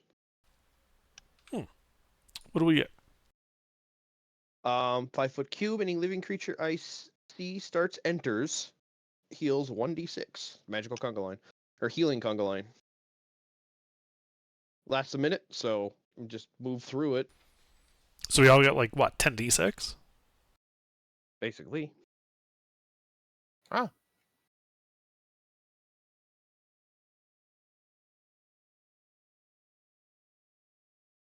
Yeah. So anybody that needs health can just magical conga line. It's only a second level spell, so kind of handy. Yep. Healing conga line.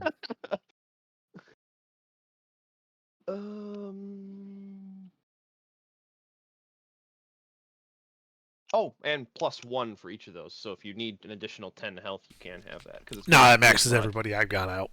Yeah, I was gonna say that it does include my Wiz mod. I didn't.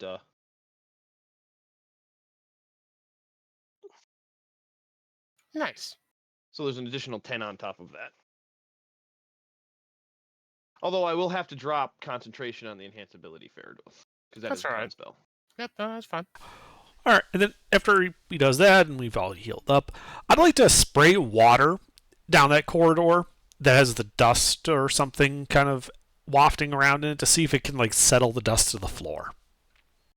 Alright, you send water through. It does not. Like as the water goes through, and I assume like some of the particulates are grabbed and go to the floor. Can I see like where? Like, is there a source of these particulates? Is there like a vent or something? There is not. It appears to just be an environmental effect. I hate the environment. Just need to tow it outside the environment. So I was thinking we need to tow this dungeon outside the environment. What if we took the dungeon and pushed it somewhere else?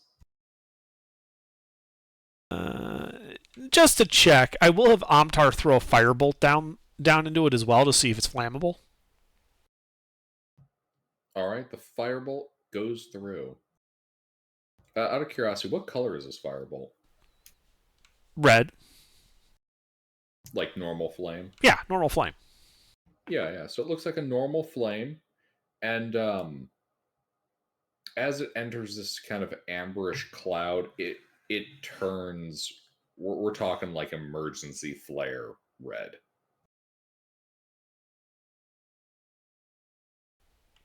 Huh. That's probably not good.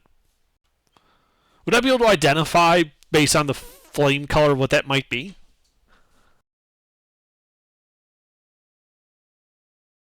Give me an investigation check.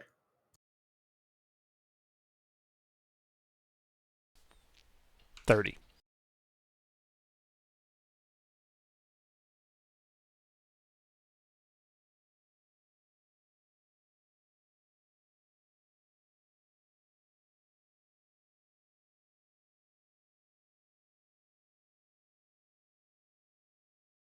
Uh, you're not certain what it specifically is, but it looks like it's a kind of oh, I'm sorry, it was a nature check, not what the fuck ever. Your roll's good enough, anyways.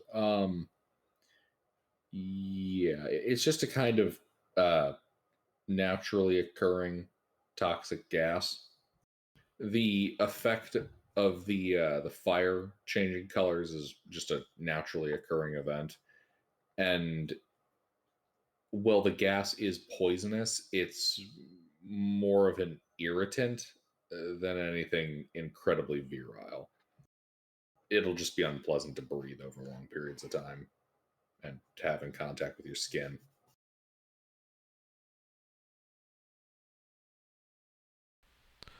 Right. Well, that's going to be annoying.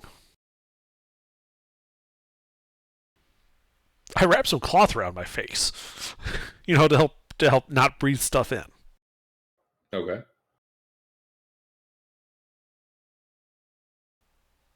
And then I suggest we go onward.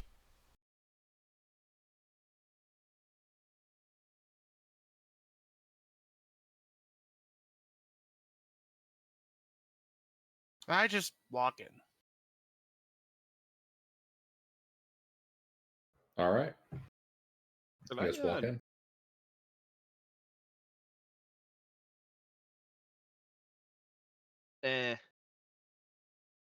How big is the room? Or like, how far can we see? Let me check again. Let's see. So lightly obscuring.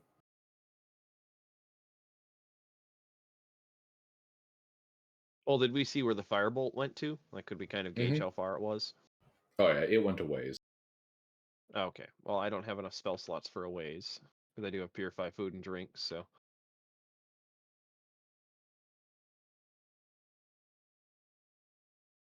Although that's ritual, so. Yeah, I'm gonna try. We'll take ritual cast purify food and drink in the first 10-foot radius of the or 5-foot radius, 10-foot circle of the area and see if that removes it. It doesn't. All right.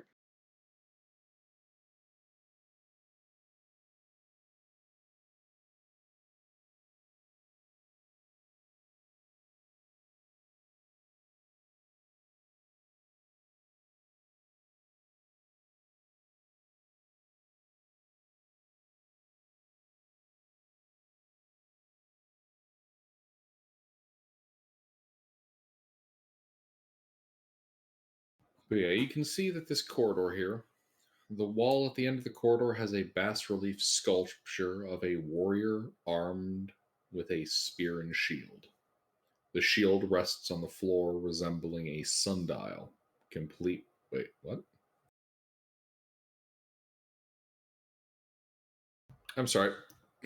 Wrong room. Is high ceilinged and decorated with sculptures mounted on the walls. Two corridors branch off from the main hall, a narrow one to the east and another to the west. The statuary that adorns the wall consists of four sculpted heads of animals. Each one is 6 feet above the floor and 2 to 3 feet in diameter. Opposite the You cut off at opposite. Hindering and my dad.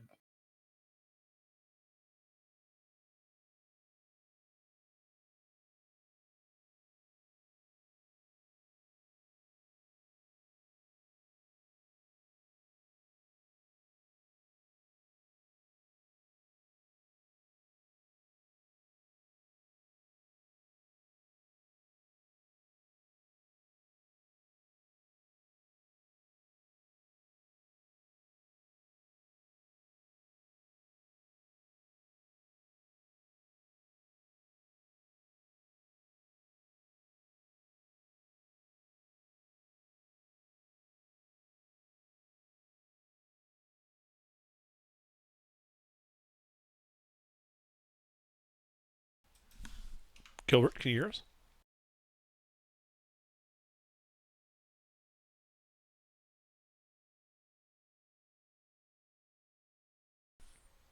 Can you guys hear me?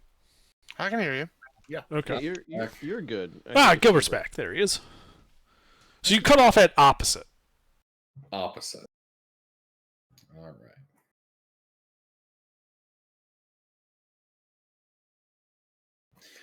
Opposite the passage that leads east is the stylized head of a coyote, and across from the hallway going west is the head of a grinning bear. Near the south end of the corridor, closest to you, the head of a bison is mounted on the wall, on the east wall. And at the north of the area, on the west wall, is what appears to be, sorry, the head of an eagle with its beak open. Something shines within the eagle's mouth.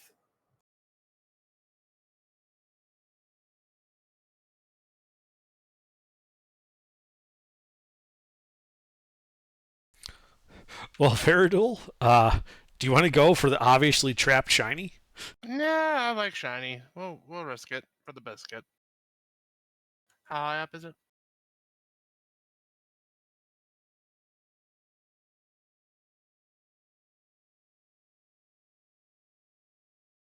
Uh, about 6 feet off the ground. Oh, all right. Well, I'll just reach up and grab the shiny. Alrighty. Yep, you see it. It's a golden circlet. He's pulling it out. Oh yeah.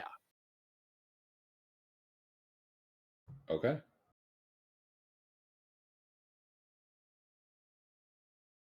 What happens? Well, give me a strength athletics check to pull it out.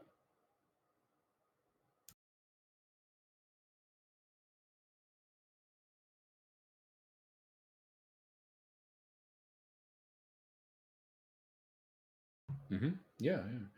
You're able to pull it out. And as you do so, the jaw, or I should say the beak, snaps shut. All right.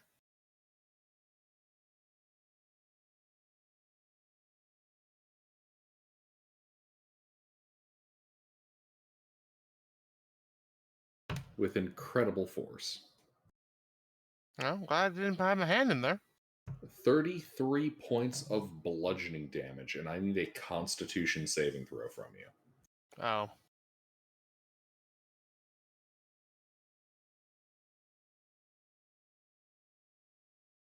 Constitution save? Mm-hmm.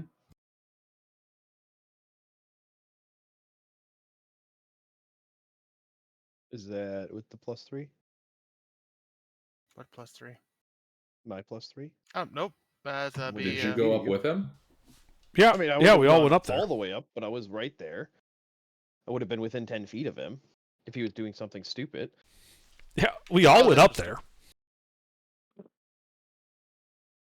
So yeah, that'd be 14 then. All right, 14. That is insufficient. It catches your hand right around the wrist area, and 33 points of bludgeoning damage. And you can feel the bones in your hand and part of your wrist break. Ow. Well, I rage. Indeed. You And rage, your hand pinned in this bird's beak. And then I tried to pull my hand out of the bird's beak. Can I assist him by trying to pry open the bird's beak? Hold on 1 second. The dogs are getting wily. Typically, that's coyotes, not dogs.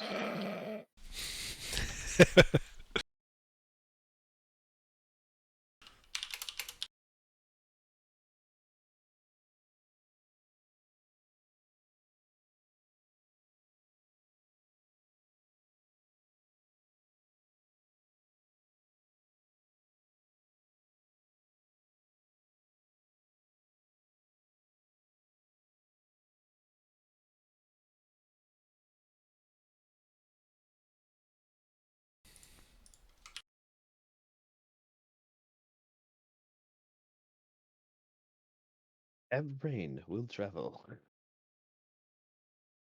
I miss the old cartoons. Oh, yes.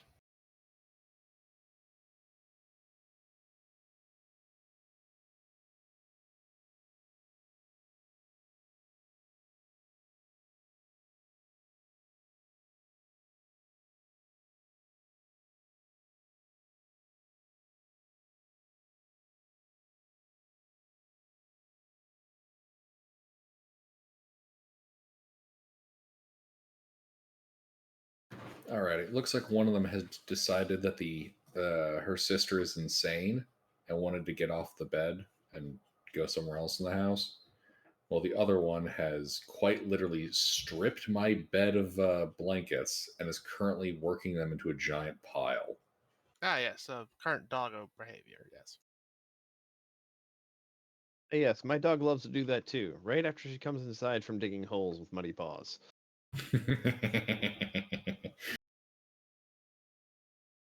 Yeah, it sounds about right.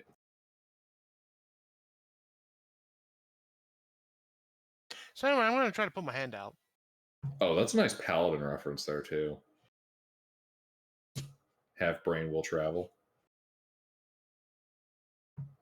Paladin was an old western. Half gun will travel. Yeah, yeah. Yeah. Hold on. The doggo, tell me that you need. Oh my god. Tonight's just a night of interruptions. 1 second.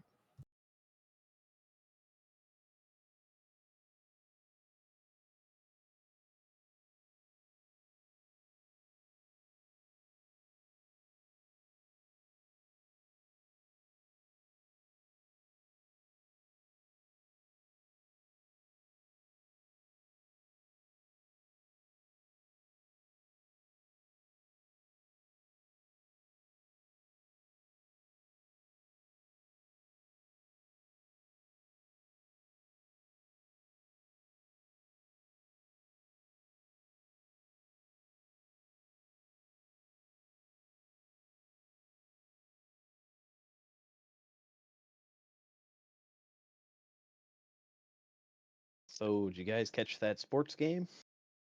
Sports ball. Yes, very, very amused.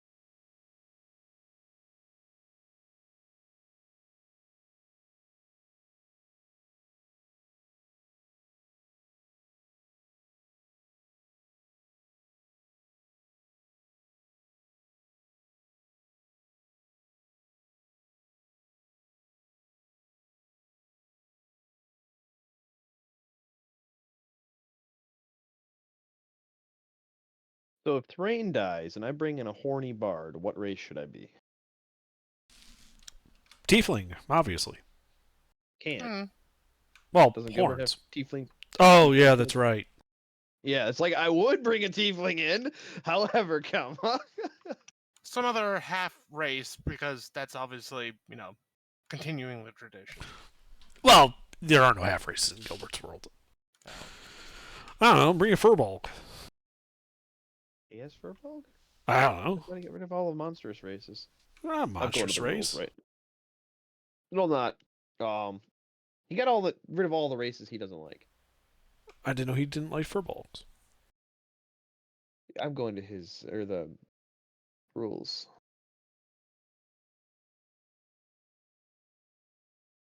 Oh wait, no, that's in the chat. Dup. Pinned messages.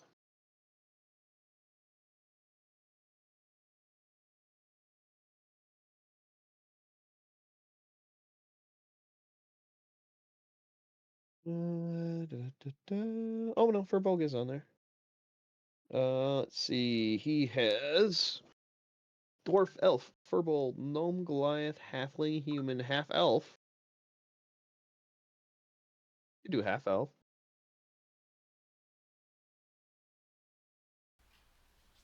Oh, there you go.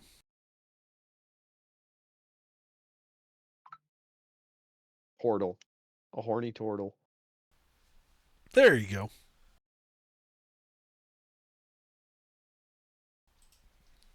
No one will expect that.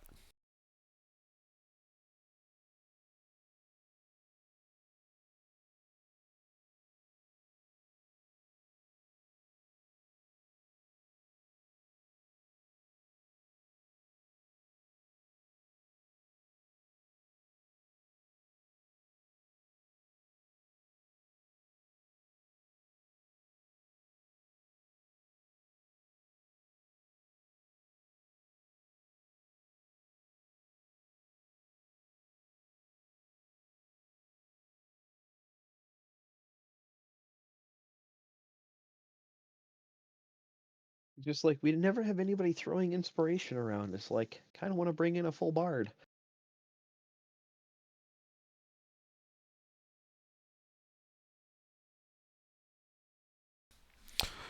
We had a bard at one point.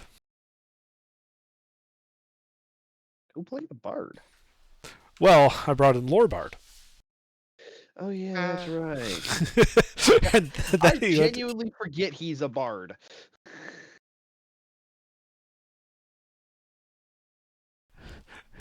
and he got into a fight with a dragon.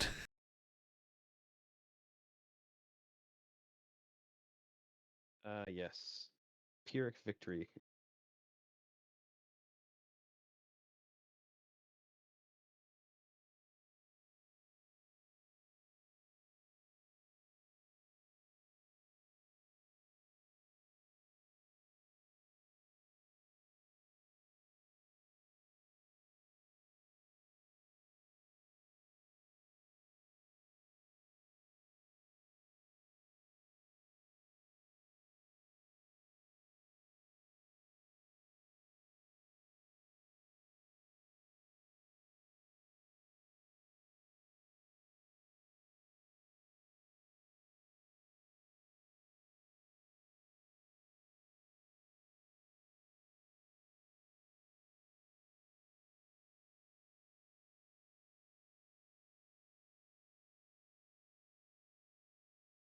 Where am I?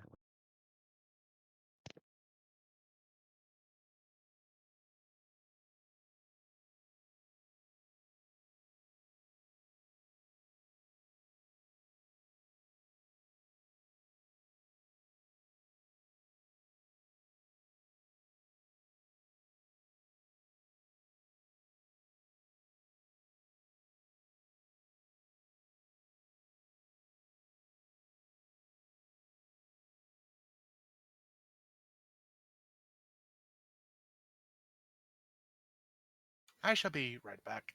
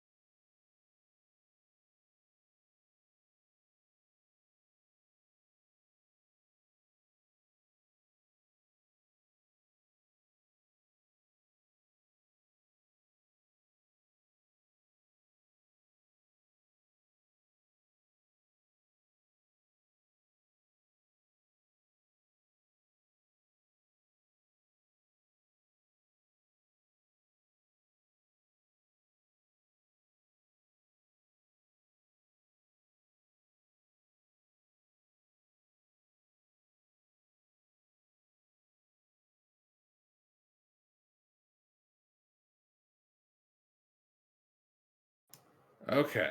Can you guys hear me now? Yes. Scent stepped Okay. away, though. All right. Sorry about that. First one dog was like, "Hey, gotta go do stuff." Okay. What do you want? I come back. The other one fucking unburies herself from the pile of blankets that she piled up, and then gives him this look where it's like, "Oh, yep, she's got to poop."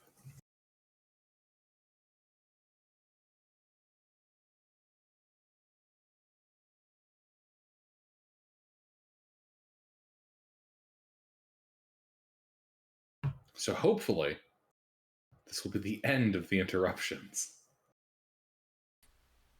Well, that's good. Hopefully.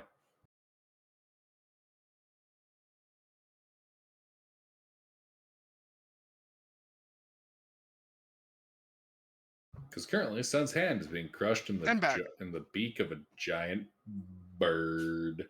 Stone bird. Yep, it's biting your Being hand. crushed in the beak of a giant bird.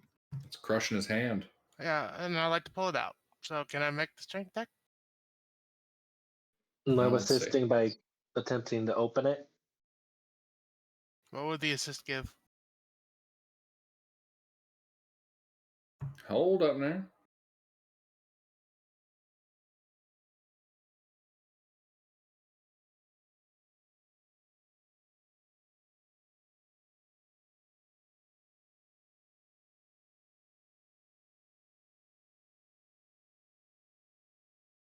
All right. You guys are going to try to force it open? Well, that or just kind of pull my hand out. Okay. Yeah, your hand's not getting pulled out. It's pinned. Oh, okay. Faye, So, you're gonna try to force it open? Yeah. All right. So how do we want to do this? Can I like roll strength as well, since my hand can like kind of help lift it up? No, your hand is not in a position to do that. Or do you mean Gotcha. your other hand? I mean, yeah, I do I have could two help. hands. I'm proficient with athletics.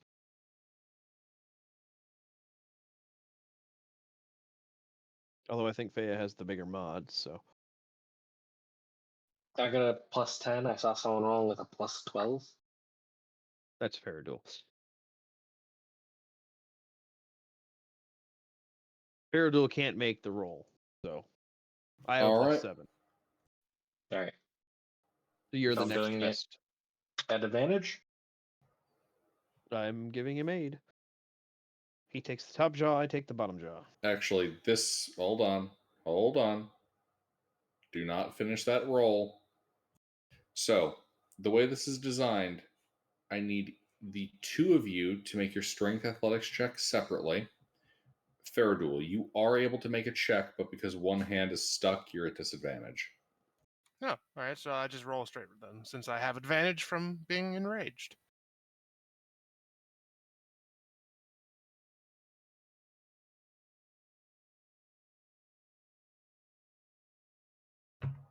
Yes, yeah, the combined total is enough for you guys to force open this bird's beak.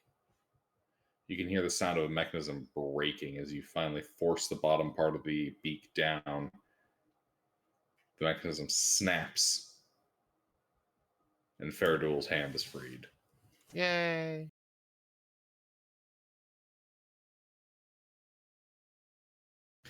Faradul, currently you have a shattered hand. Mm-hmm. You are not able to wield stuff with the two-hand property. And you can only hold a single object at a time. Right. Maybe the cleric could take a look at it? That medic. All right, let me look at it. What's wrong? It's fucking broken.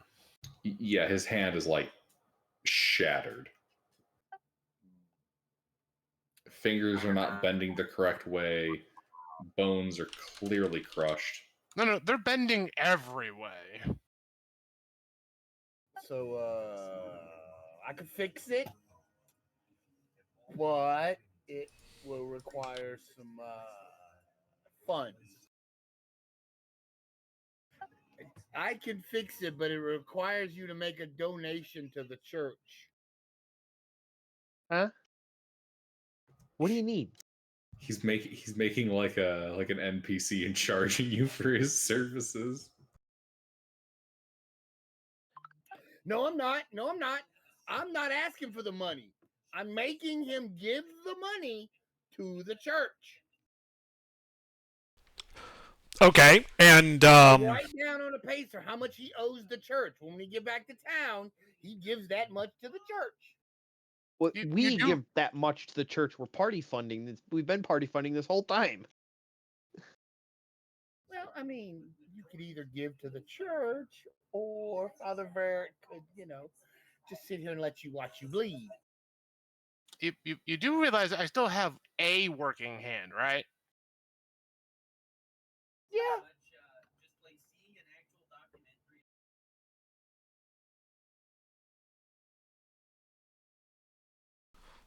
And well, that how much money are we talking about here?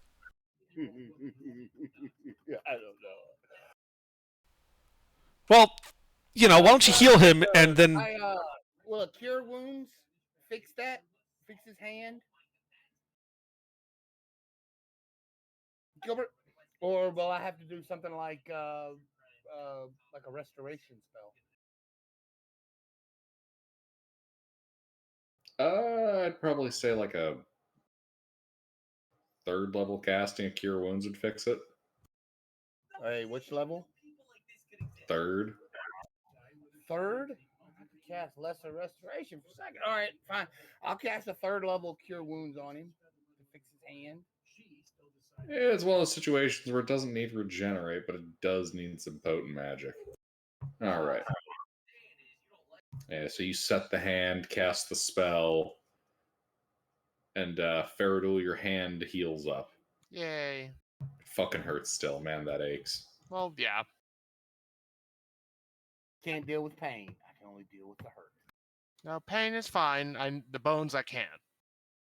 But thank you. How much healing is that?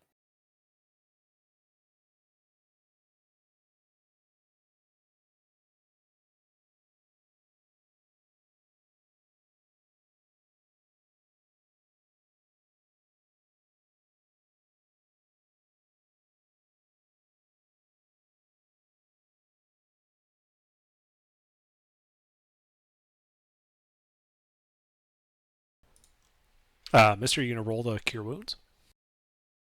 Oh, I actually have to roll it? Well, you did take HP damage. Yeah. Oh, okay. I just thought I was. All right. Okay, guys, I gotta go again. These two are getting worked up into a frenzy right now. Right, yeah.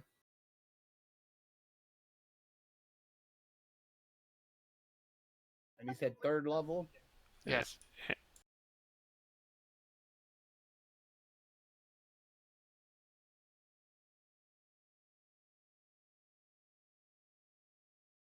Thank you.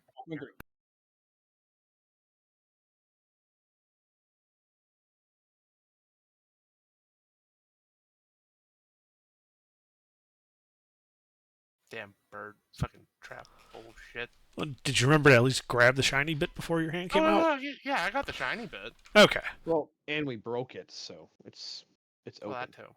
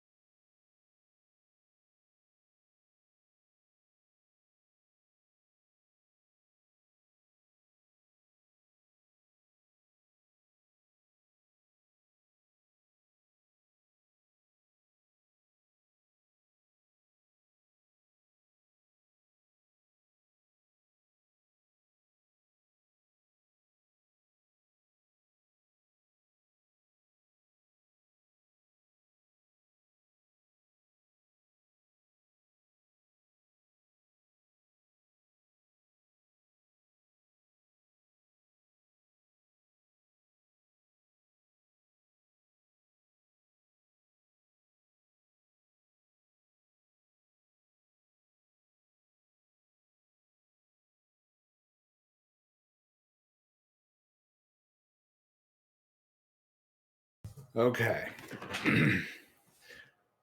I've taken them to mom and dad's room, put them to bed there. Now we don't need to worry about those two going, hey, Gilbert, stop DMing. We got stuff we want to do. Ah, yes, brushing the problem off to somebody else.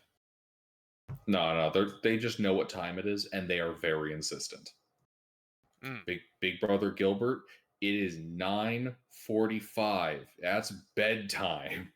Just hang out here. I'm in the middle of D&D.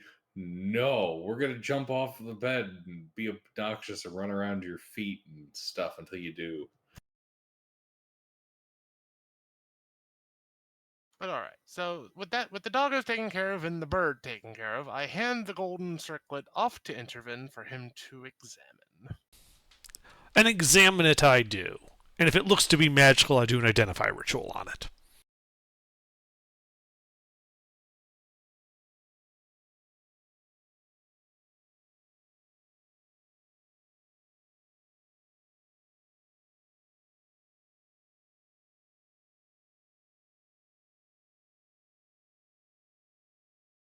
All right. It is under the effects of aura. It is not actually magical. Oh. Well, how much is it worth? So that's the funny thing. This, you can see because of where the gold is damaged, is not actually a golden circlet.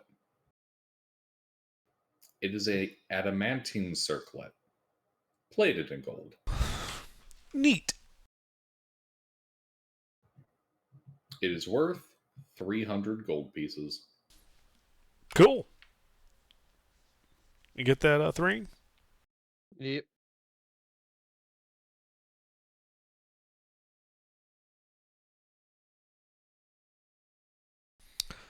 Neat. Well, not a complete loss. Worth it. Absolutely. I look inside the bird beak that's broken, and like, is there anything that might be in there deeper? Yeah, you can see a couple of mechanisms. Do you want to stick your hand in? Nah, I'm good. They're not shiny. Poke him Or with a are stick. they?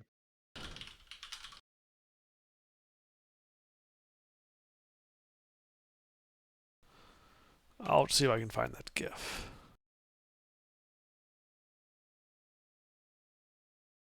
Are the inside shiny, Gilbert? No. Okay, then yeah, I don't stick my hand in there.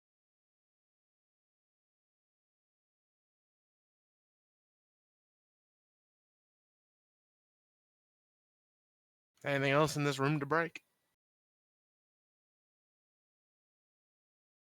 Nope, but there's a corridor that goes east, a corridor that goes west, and a section just ahead of you that goes, well, Ahead? north, but it also goes east. But it's mostly north. Oh, well, let's go west. All right, that's a long corridor. Start walking down a corridor.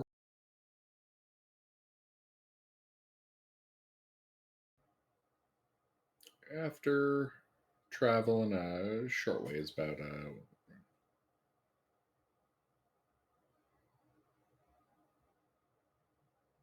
after about 70 feet of travel, you reach an intersection. You can see that the corridor continues west, but that it also turns to the south. At the end of that corridor is a small alcove holding a 3 foot tall stone pedestal on which rests a small silver coffer.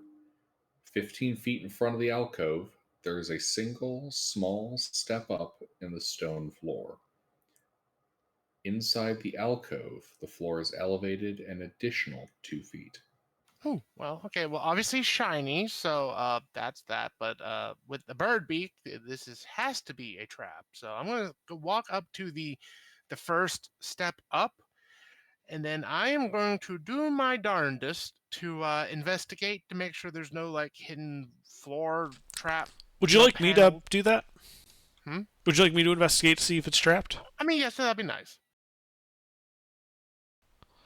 So I would like to walk up there and investigate for traps.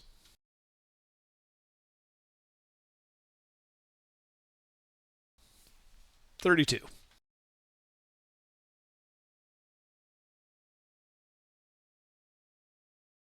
So you spot these elevation changes, these steps, all have a seam, and that looks like there is some scraping of stone, like they move up and down.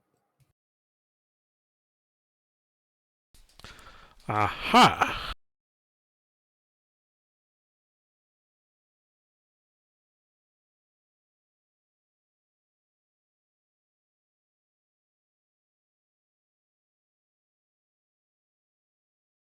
Actually, can't you just mage hand the silver box over to us? Probably not. It's got a 10-pound limit. Silver's pretty heavy. Ah, What I can do is tie a mage rope hand a around it. lasso of rope around it, and we can pull it over to us. Yep, I like this plan. Yeah, and I'd like to do that.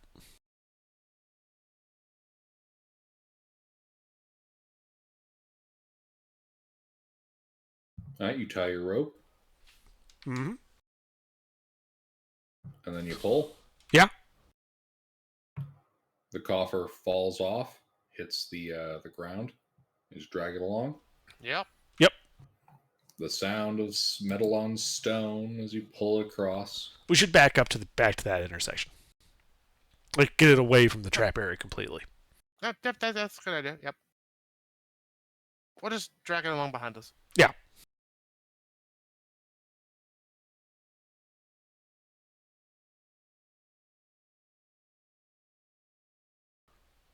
And then when we get back to the party, then I'll examine the box to see if it in and of itself is trapped.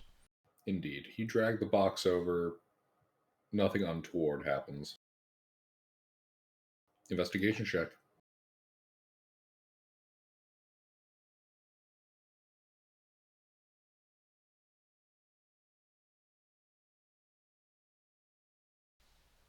$28.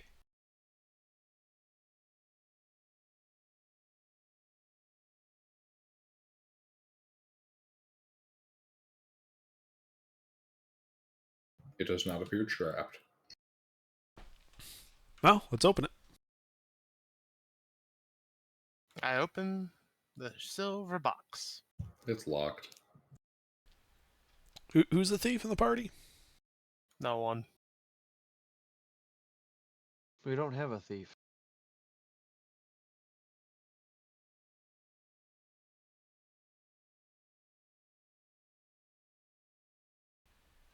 I see. Anyone proficient with thieves' tools? No, the only Proficient with thieves do. Drybar? Yeah, I mean, I'm proficient with the hammer. That's about as far as I am. Oh, nice. Oh, Wait. well, there you go. You are You now have thieves' our tools, thief. Fea? Yeah, I suppose- I mean, I guess I That's picked probably- it. Picked it up. Eh. I take it you're using one of those runes. Fire Lord or Fire Rune can double my proficiency bonus. Nice.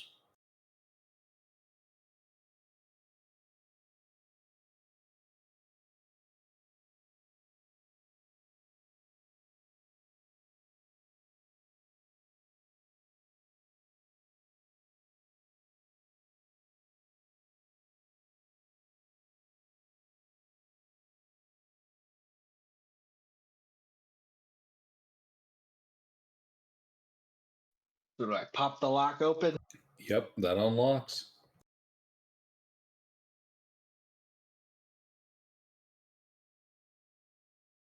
I open it up.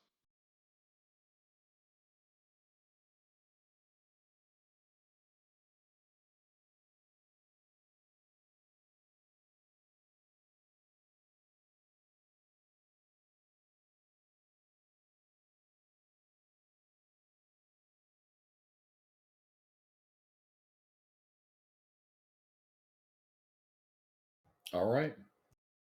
Inside the coffer is a strange copper figurine, narrow with fins, looking somewhat like a fish. Written on the side of the figurine are strange runes. On the slimmer end is a small arched square panel.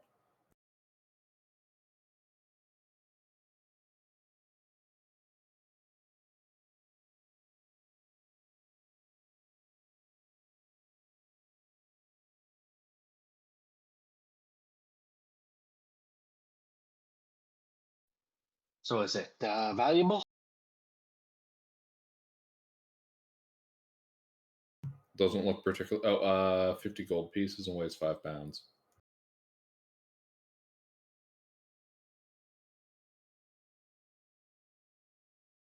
It might be a key to something. Hand it off to the party inventory.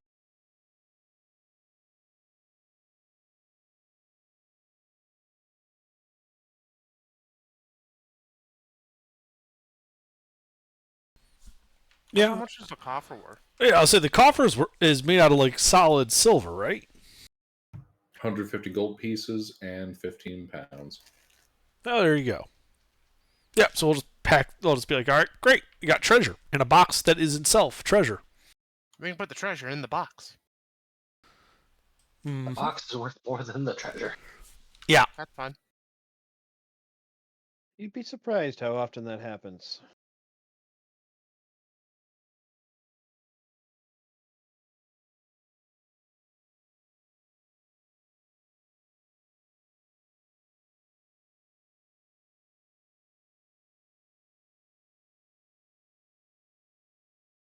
Anyway, I take it that's the end of this corridor.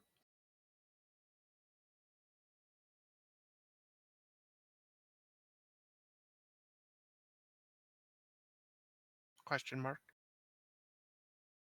Repeat. And this is the end of the corridor that we were on. There's no further doors besides the way No. back. Incorrect. Oh, all right. That was a turn in the corridor. It was an intersection. There is Ah. still stuff to the west. Well, we go continue west then. Tally ho.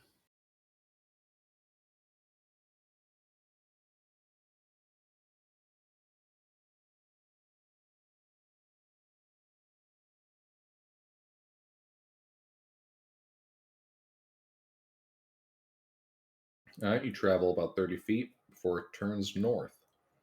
You can see the hallway ending in a door. Oh, another door. Indeed, a Go up big to the door. bronze door. Oh, bronze. Didn't we steal the Sahooligans bronze door? I mean, liberate. I think we did. Yes. Do we want to liberate this one? Yes. On the way back. All right. So I just tried to open the door.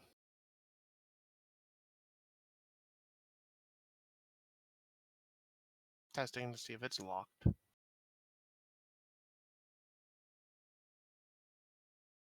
It is not. I open the door and check to see what's on the other side. So inside, you can see a grand chamber. The place is filled with rubble and life-size statuary, much of it broken. Standing in ranks is an army of clay statues in what must have at one point been an impressive army. Now, half of them are fallen and crumpled. Near the door are spear wielders, perhaps 20 of them, outfitted only in scraps of leather now. At their feet lay obsidian spearheads and bits of rotten wooden shafts. Behind these figures are archers in a scattered formation. Few of them remain standing. Their arrows are gone, but they hold laminated bows, dried and worm-eaten. Further into the room are figures of warriors with war clubs and hand axes, wearing scraps of lacquered leather, sandals, and capes.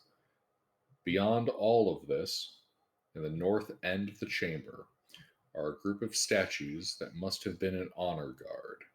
These warriors wear feathered robes and headdresses and are armed with pitted bronze spears. Each of these figures wears a breastplate of shells. They're standing near a domed structure The stuccoed dome has no apparent openings. On the east wall of the room are two carved stone columns flanking the remains of a covered sedan or litter, with statues of attendants standing nearby.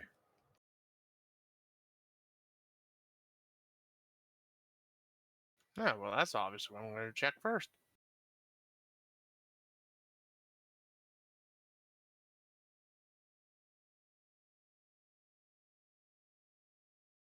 And by checking, I mean I'm going to go over and I'm going to pop open that, what was it, the sedan that you called it?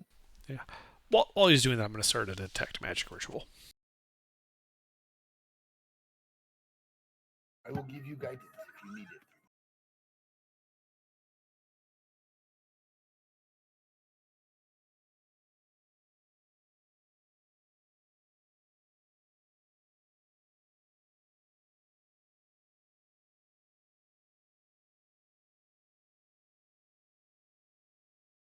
Starts eating a cracker. You said you're going to the sedan first? I am. All right. You walk between the ranks of soldiers to the sedan, and you can see inside the curtain portion of the litter are the skeletal remains of several humanoids. Their arms are shackled to each to the arm of the sedan, and in their rib cages you can see arrowheads. All right.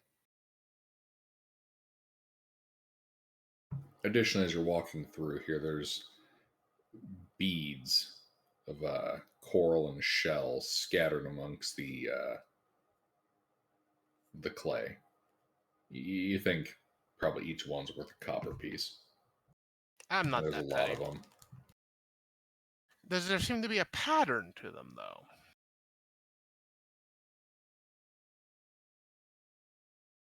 No, Hmm.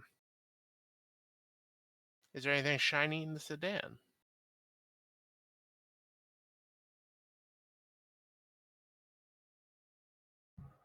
no. Hmm.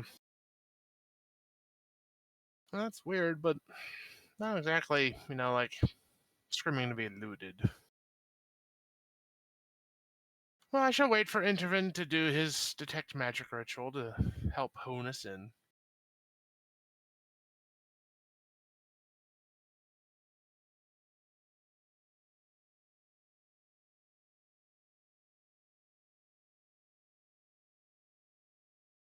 All right. His ritual goes off. You are detecting no magic currently, although the chamber is quite large. Well, I'll walk around to make sure I cover the whole chamber at some point with it.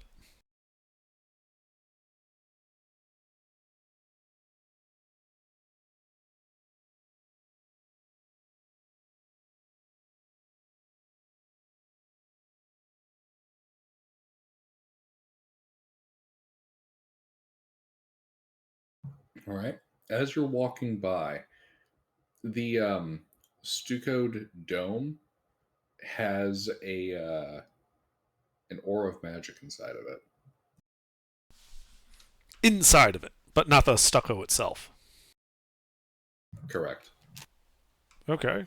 Interesting. I continue my circuit. Any particular school, though, on that aura? There is not. Okay.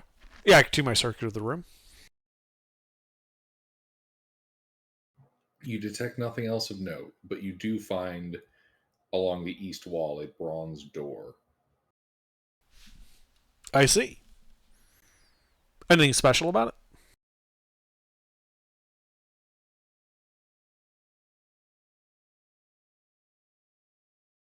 No. Okay. Well, I'd point out that, hey, guys, in that stuccoed dome, there's magic. So, stucco is just like a type of plaster, so we should just be able to break it open, like an egg. Like, none of the statues are magical. Nope. Yeah, so none of these guys are magical, so they probably won't animate and attack us if we break into it. So, Fair Fea, would you mind Okay. breaking the dome? Crack that open like the Alright. loot-filled egg it is. Oh, you just said the magic words.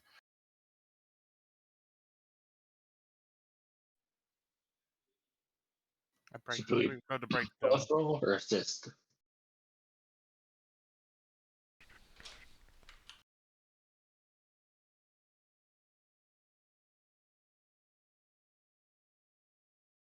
Like, how high up is the dome? Or is it low? Is it in the air or is it on the floor? It's a big dome, and it's resting on the floor. Oh, okay. Well, okay, that's simple. I whack it with the hammer. Okay. So it takes about a minute. You manage to break in.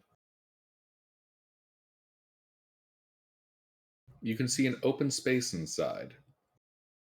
All right. You can see 6 sets of bones and 6 jade bead pectorals. Not really sure what that means. Awaken my quivering abs, apparently. Yeah, I guess. Worth 50 gold pieces each. You can see in a dusty corner is a pendant made of silver and turquoise. At the center of the floor in this cairn is a bronze and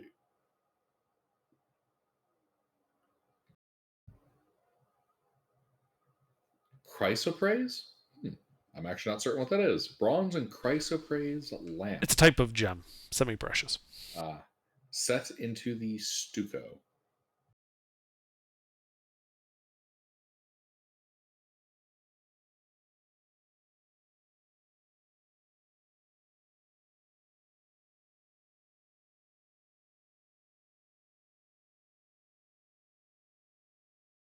Jade pectoral. Yeah. Okay, that's interesting. Isn't a pectoral a muscle group? It is. Like it says six jade bead pectorals. Is that what you said? Uh-huh. So they're like what, pasties?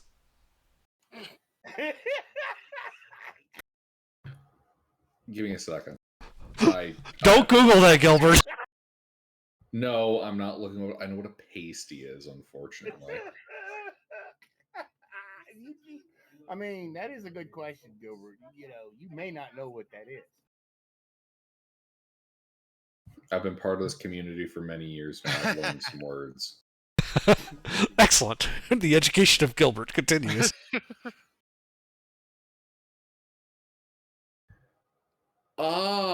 Okay. Okay, I know what this is referring to.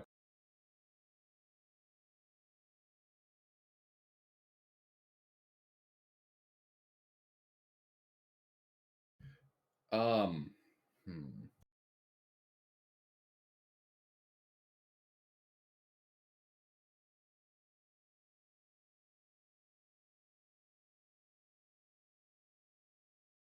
Wow, that did not get me the results I. Okay, I'm gonna have to purge that. Okay. There's got to be a way to get the image I'm looking for here.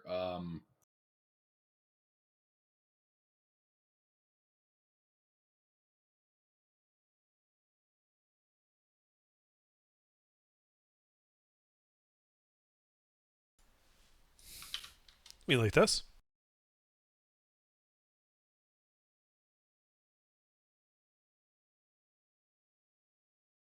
Or like this, yeah. Ah. Yeah, apparently, that's called a pectoral. Huh. Yeah, I didn't know that. I was literally thinking they were pasties. Right. See, the reason I need to purge my search history is I looked up what pectorals was referring to, saw the definition, so it's part of the Jewish clerical uniform, and so I looked up pectorals Jewish and got a lot of shirtless muscle men. Like a lot. Ah, quivering abs it is, huh? Yeah. Indeed. All right, now that the search history has been purgated.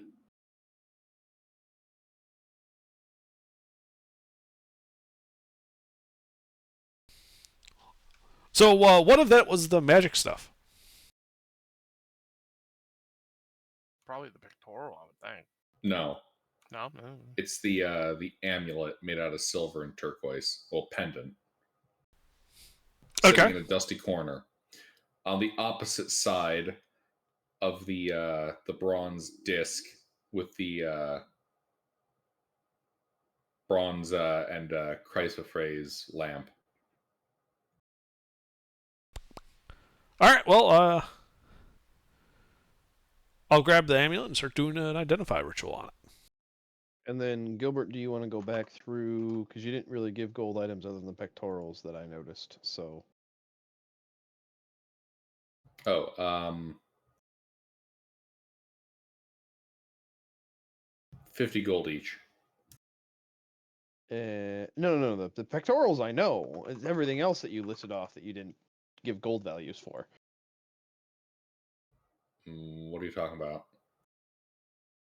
You described the pectorals and then other stuff. Bones? Just quickly, can you give us a list of what's in this thing again besides the amulet? Okay, there are 6 sets of bones, 6 jade bead pectorals worth 50 gold each. There is a dusty corner which contains a silver and turquoise amulet, which is radiating magic. In the center of the floor of this cairn is a bronze and chrysoprase lamp set into the stucco. 15 gold.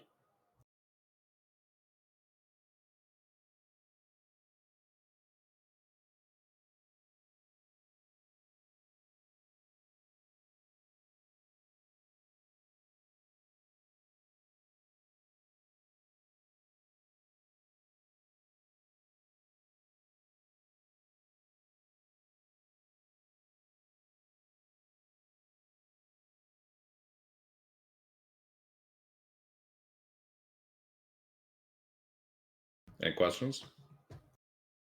Nope, just the lamp is the only thing I didn't have listed. All right. Yeah. And Identify ritual on the amulet is what I was doing. all right. Are you taking it? Yeah, like I have to handle it to do the identify ritual. Right. Okay. So you grab it and start handling it. Mm-hmm. Fondling magic items. That's what I do best. Alrighty. Weirdo. Very much so.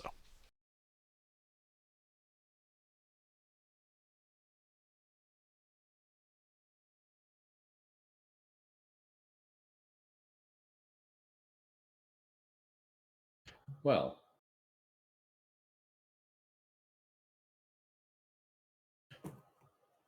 You hear the sound of stone on stone moving. Intervin. Right behind you on the floor. Do you turn around? Yeah. Am I the only one who hears it? No, you all hear it, but you're the one whose back was to it, so I want to go with that for the dramatic reveal. No, actually, I jump, like, diving to my right into a combat roll. All right, you dive into a combat roll. As the stone moves aside, revealing a compartment, floating out of which are a series of red lights and a big skull. Uh-oh. Huh. Yeah. Did you just swallow your tonsils there? What? No. Oh, okay. I guess it was just the way the audio was clipped then. At least I hope I didn't swallow my tonsils. Rollin-ish. I mean, I'd be impressed if I did. I don't have any tonsils. Man, magic's weird like that. No, that's a fair point.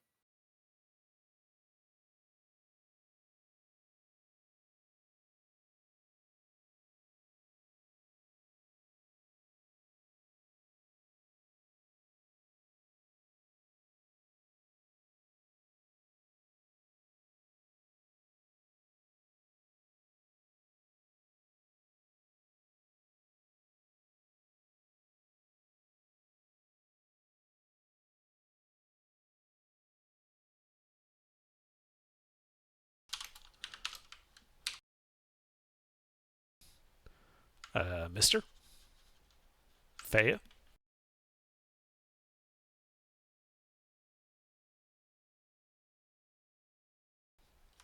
Mister? Mister?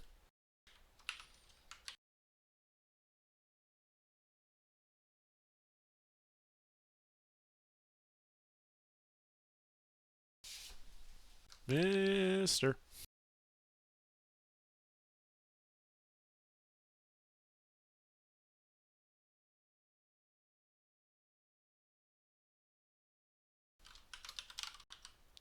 Oh, well. Yep, Faraduel. I'm sorry. Ah, there he is. Could you please roll initiative? There you go.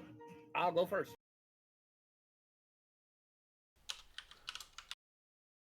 All right.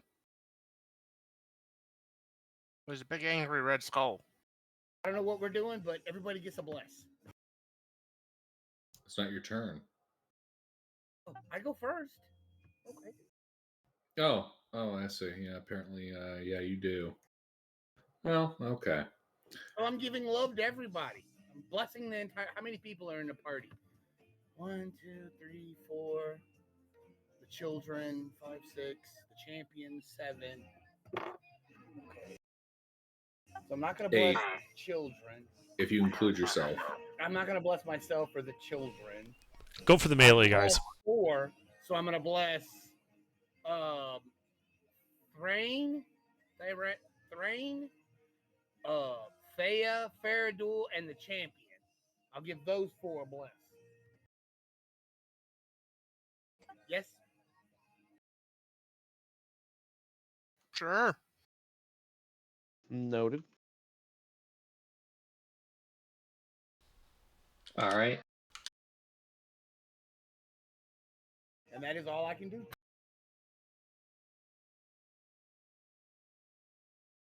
All right. Now it's my turn. Indeed, Faraduel. Yours. Wait, actually, hold on.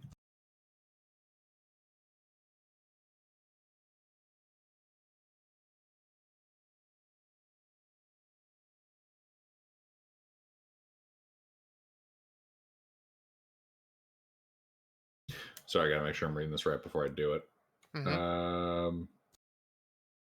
Yeah. Yeah, it's a legendary action Ray. Oh. So let's see. We'll go with Varric.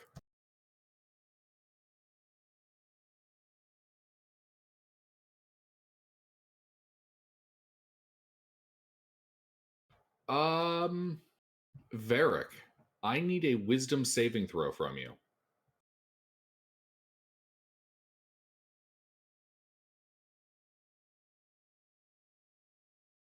Mister. Yes, what?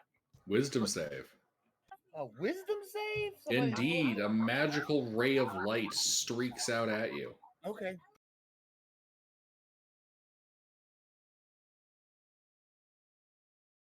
What's the DC? You'll find out.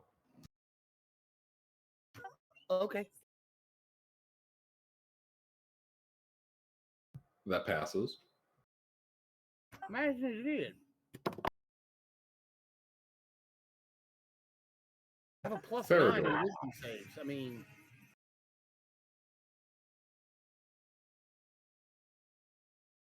Faraduel. We're gonna beat the skull. do I know what beam of light tried to hit me? What it was? Well, you felt like it was trying to fuck with your head. 2 hits. Excellent.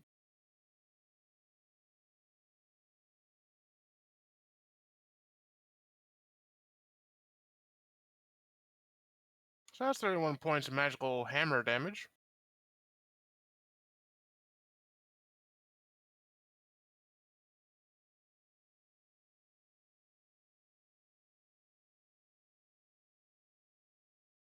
Now it's my turn.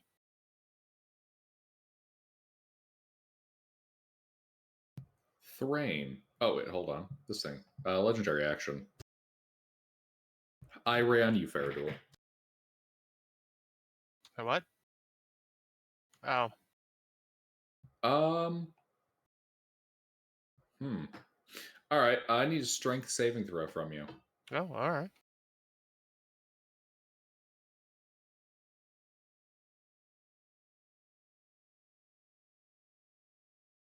Don't forget the Paladinor. Yep. And That's bless. +3, right? Yeah, +3 for me. Alrighty, that is go figure a pass. I'd hope so. I would hope a 15 plus D4 would pass. He didn't even need the Alright. D20. And Thrain. Yeah. So he's like right there. Let's see.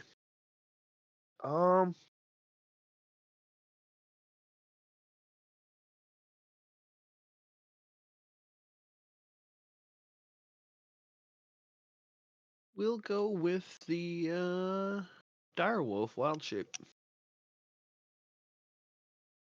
And I go up and I bite him. Okay.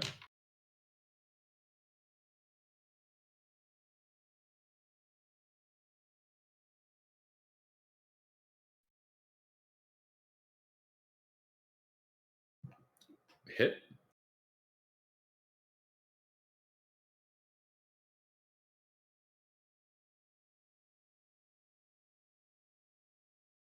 Oh, yeah. I forgot pack tactics.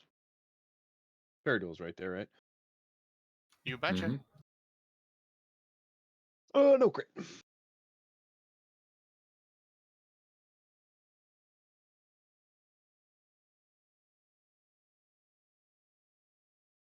Anything else? Nope. All right, legendary action. I ran intervene.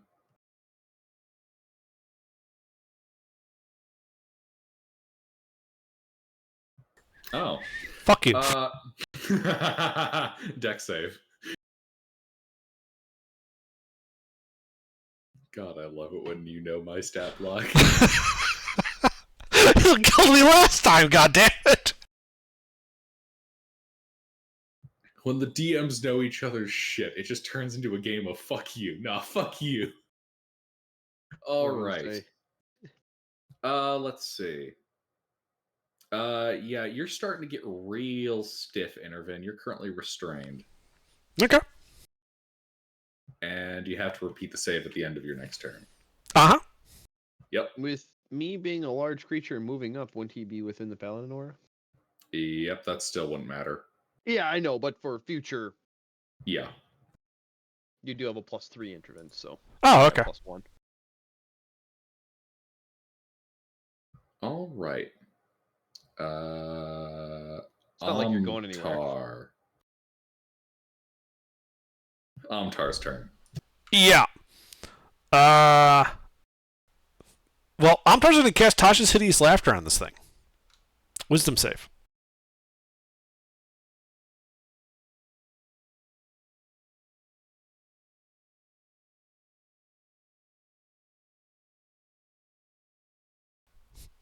It fails.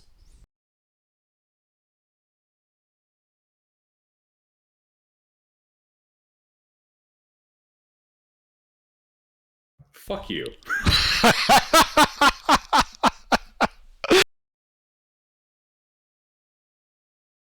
Amusingly, that's what the sound this hall makes.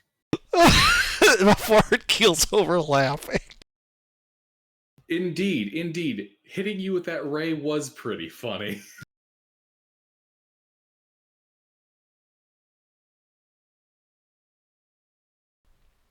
That's all Amtar does.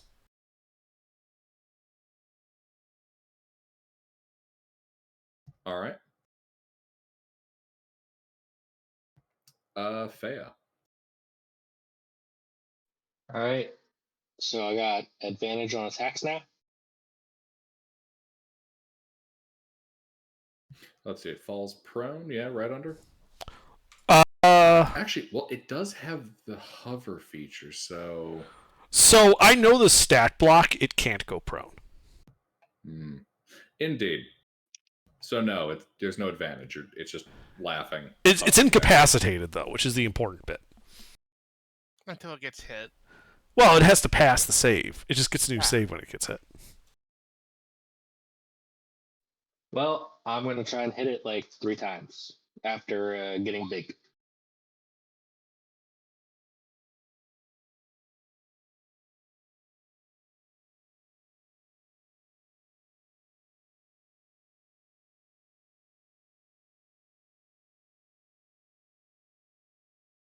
Three hits now. I believe that'll mean 3 saves at advantage. Yes. All right. Roll your damage, Faya.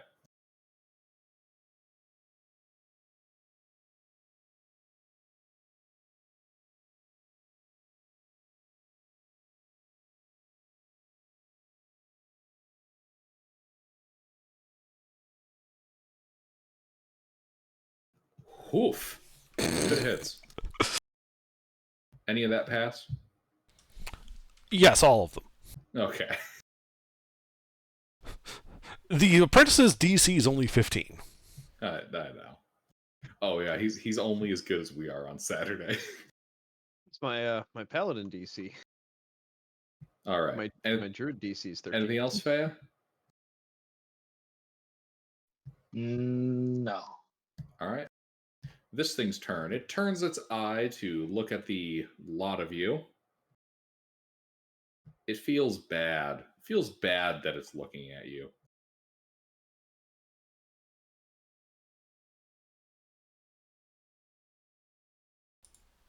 Yeah, it should feel bad because we're about to kill it. Hmm. Was it having Are pity you on now? us so we just get automatic advantage? So let's see. Who is it gonna hose? That's Enderfin's thing. You know, it's gonna blast the giantess.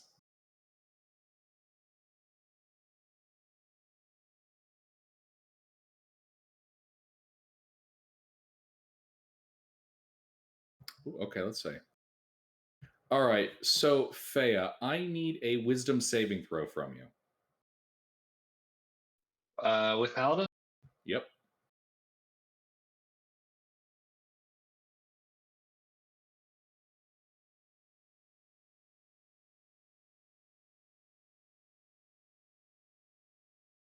I'll. I assume I fail, so I'll use Indomitable. Uh-huh.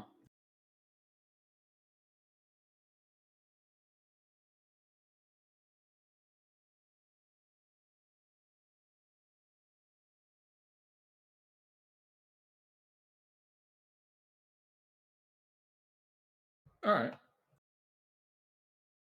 And I need another wisdom saving throw from you.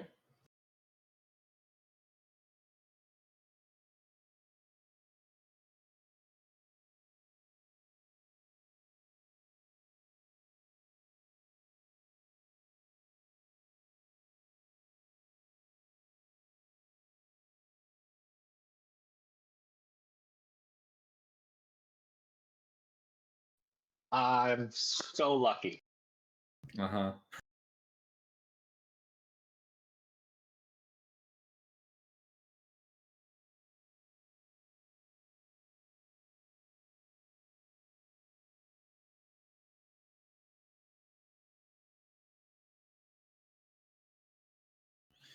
All right. And I need a dex save from you.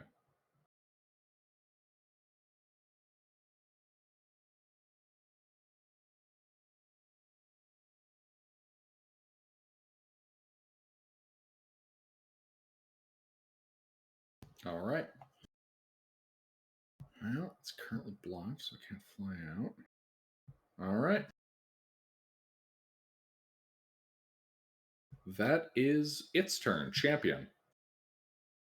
He's gonna run up and stab it. All right. He squeezes past Faya, getting in there. Mm-hmm.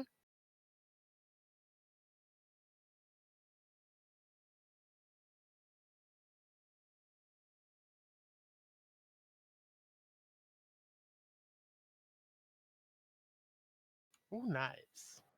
1 hit. But that's a good hit. It is a really good hit.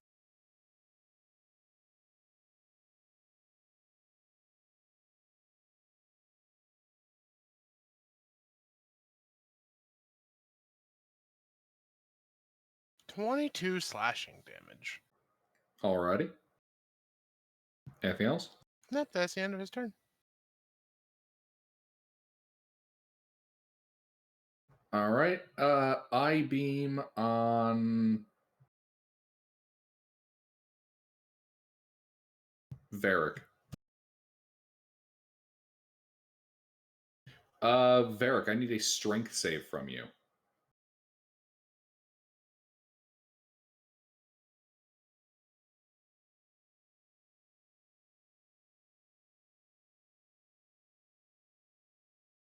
Varric? Is it my turn? No, I need a strength save from you. You are not in the aura. How am I needing a strength save? Because it shot you with an eye ray. Strength save. It has legendary actions.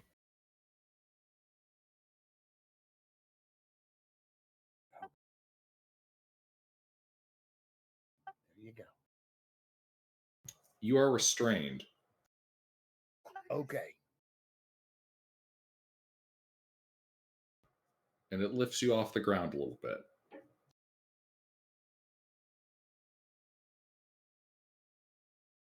All right. Intervene. All right. Well, this is bad.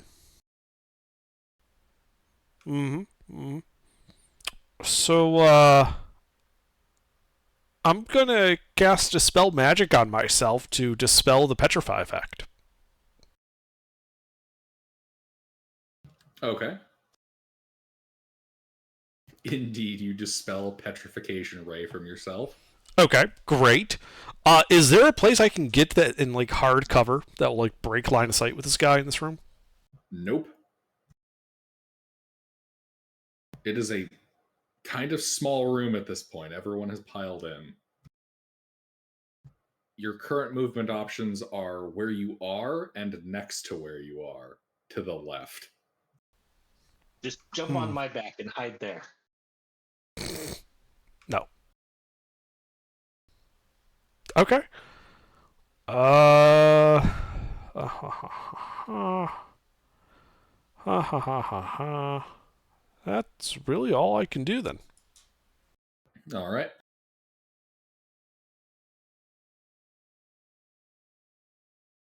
Let's see then.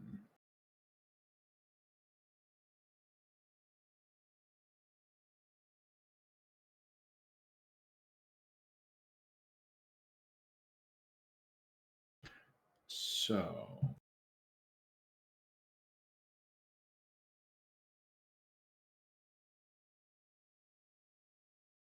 you know what? Stick it to the wizard who took his loot. He's eye-raying you, Intervene. Okay. That's hilarious. Indeed. Are you able to experience that effect? Advantage against it. Twice over. Wisdom save. Fucking fails. Oh.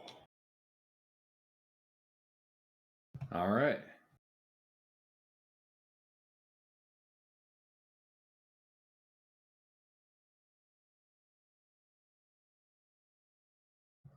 Isha.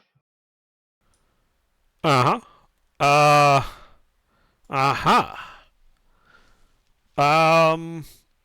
Isha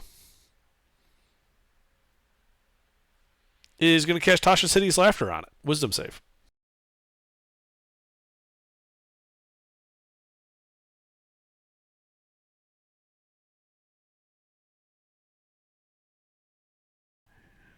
Oh, it passed. Haha, fuck you. That's it. Ira on Isha.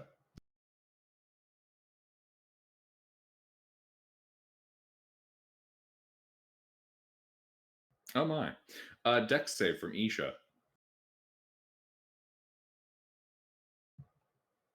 Getting real stiff. Restrained. Yeah, that's unfortunate. Indeed. Varric. Okay, I can't move, right? Confirming. What does restrain mean? I can't move. Yeah, right? you are restrained. Yeah, speed 0. You have speed 0. Cannot benefit from any bonuses to speed. Attack rolls against you have advantage, and your attack rolls are disadvantage. You also have disadvantage on dex saves. Okay. Well, I don't need to make a deck save. However, the monster, is it a large creature? Large or smaller, you know? Yeah, it is large. Then I needed to make a deck save. What are you casting? I am casting Olok's Resistant Sphere. I am putting it in a Pokeball.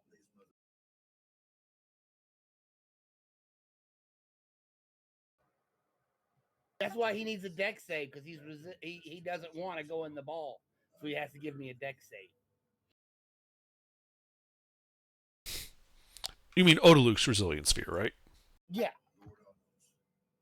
Yeah, I was thinking, it's like, does he mean Otto's Irresistible Dance? No, he said Olgloff, which is the porn comic guy, but he meant Odaluk. Oh, whatever. But that's what I'm casting. The Pokeball. He can't harm us from the inside, and we can't harm him. He just sits in the ball for the duration, and it lasts a minute. Okay. So I need a deck save, please. He declines. He's in the Pokeball. Okay, he's in the ball. Now, we can interact with the ball. We can pick it up and physically move it. And so could he. He could push against it and roll it like a hamster ball. But we can't affect him. He can't affect us.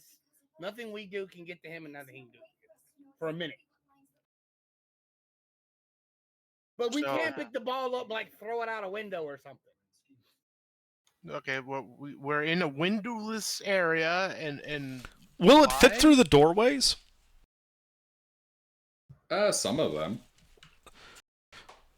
Because we could always, as a joke, take it back to that hallway with the suck room. Mm-hmm. Throw him in there, and then turn the sphere off. You can do that. You can move it. You got a minute. Whatever you want to do, do it in a minute. Would he fit through all of those doors in a sphere this size? To get there? Let me check.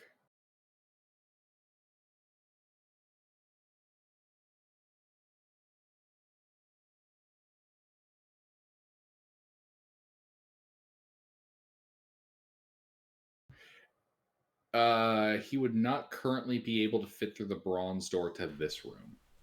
So he's stuck in this room. We can't get him out of this room then. Well, I guess we're waiting a minute. We are waiting a minute, but this does mean we can buff up a little bit. And we can do things like, stop the apprentice from turning to stone. Well, okay, that's handy. Well, you guys handle that. I'm going to golf this guy around the room. I'm going to hit the ball with the hammer and just let him bounce around. I'm going to make this minute really annoying for him. Picks up Pokeball, just begins shaking it like a kid on Christmas morning. No. I'm golfing him. I want to bounce him off everything. All right. So Faradul, you're taking him and throwing him out of the cairn? Yeah. All right. That's what you do then. Thrain. Well, I'm shifted, so I can't cast spells at this level, so I guess I'll just wait it out. I haven't taken damage. All right. Amtar.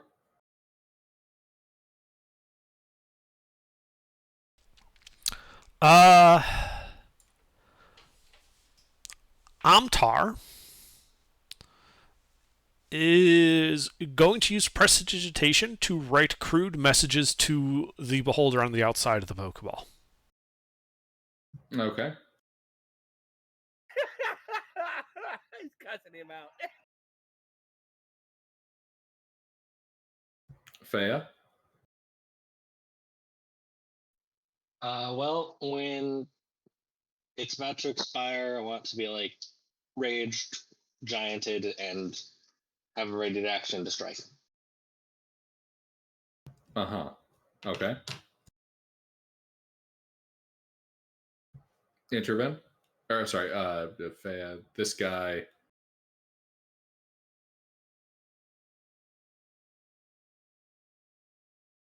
Just checking something here really quick.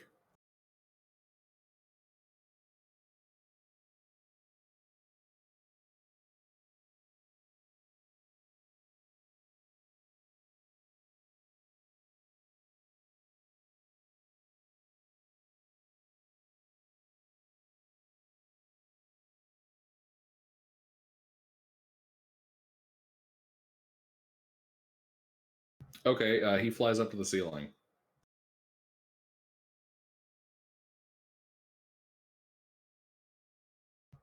Champion. Does nothing. Intervene. I pull out a scroll of Dispel Magic and dispel the Petrify effect on Isha.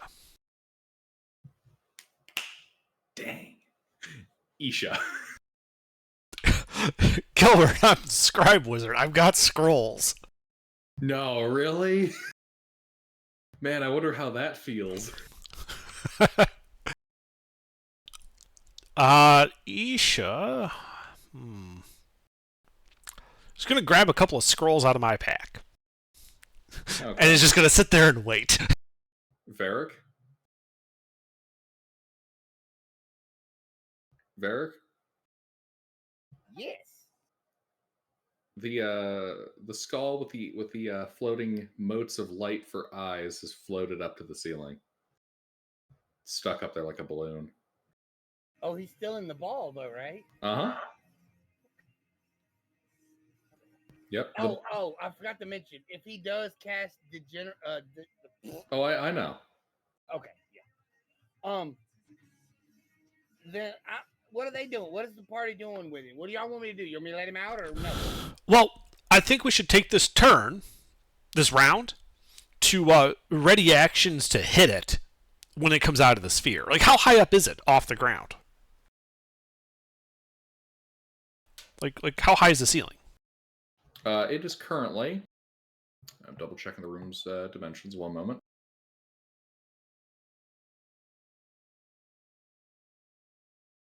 Hey, Hunter, you're a wizard. Do you know enlarge, reduce? I might. Let me check. No.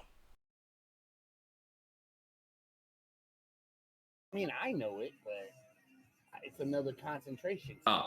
This room is 40 feet. Oh, okay. So So might what be worth dropping the bless, because I can wild shape into a large. Odalux is already there. a concentration spell, so he's already off bless. Goddamn. No, but what I would say, Varric, is you should. On my turn, I'll cast Fly on who's the giant? Thea. On Fea. Fea can fly up and pull the sphere down to the rest of the party who has held their actions to attack this thing, and then you can end the spell. Then, All right. actually, you should wait until the champion's turn to end the spell. That way, he doesn't get a turn. All right.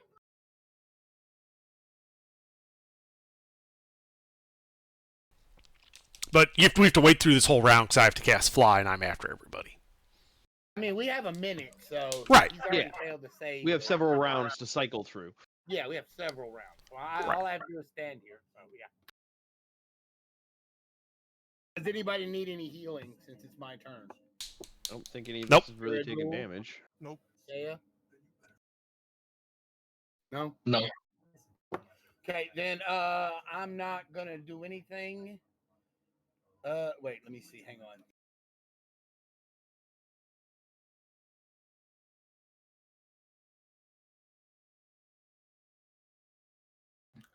You hear the Death Tyrant go, "Oh, you're gonna end the spell now?" No. Coward. Uh. I am going to. What am I looking for? I'm looking for a certain spell. Spiritual weapon. That's it. Spiritual weapon. I am going to cast as a bonus action spiritual weapon Mm-hmm. and have it hovering right beside me because I'm going to use it to hit the thing when I let him out of the ball. Uh-huh. Yeah, it's looking right at you. He calls you a useless cleric and a goon.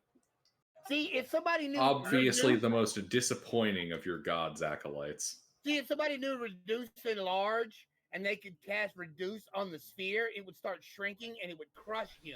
No, it Because wouldn't. he can't do any damage to it. The sphere is immune to all magic except disintegrate. Oh, that's right. Yeah.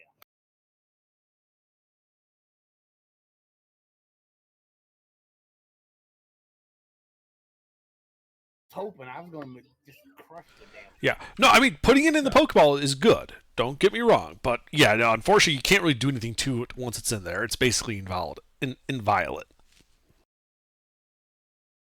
Well, let's go.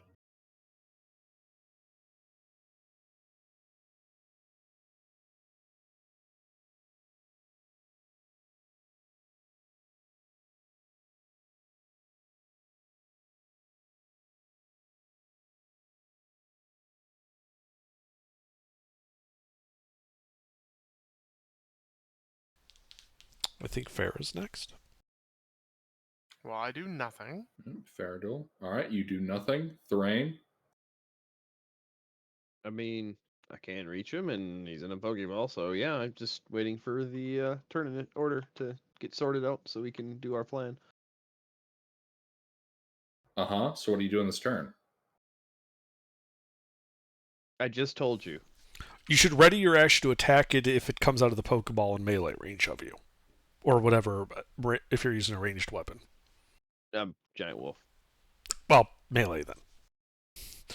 But I'd be calling that out. Like, everyone should be readying to attack in case the thing just disintegrates its way out of the I have Pokeball. been ready to attack for the last 2 rounds. Yeah, I mean... Actually, your last statement was that you do nothing. Yeah, because I was ready to attack it last round. Uh-huh. And then your turn rolled around this turn, and you said you did nothing. Readied actions only hold until your next turn. You have to declare it every round. Well, ready again. Like, I'm doing nothing else until this guy comes out of the annoying, fucking... what's the thing that you beat the candy out of? Yeah. Pinata? Pinata, yeah. So what you're doing is you're readying your action Yes. to attack. Okay. Yeah. That's not the same as doing nothing. Thrain, you're doing the same? I changed nothing from my last turn. All right. Amtar? I guess he stops drawing dick drawings on the sphere and readies a firebolt for when it comes out. Fea? Ready and attack. All right. This guy does a thing. Champion. Ready's in attack.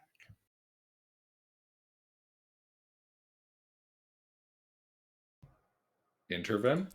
I cast 4th level Fly, targeting Faradul and Fea. They now both have a 60-foot fly speed.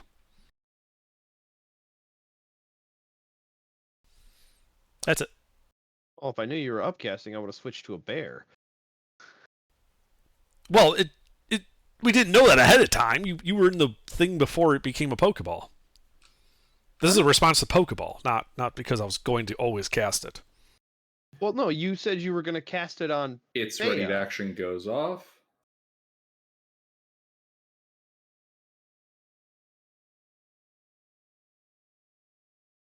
So fucking close. So fucking close. All right. Let's see. Intervene. Isha.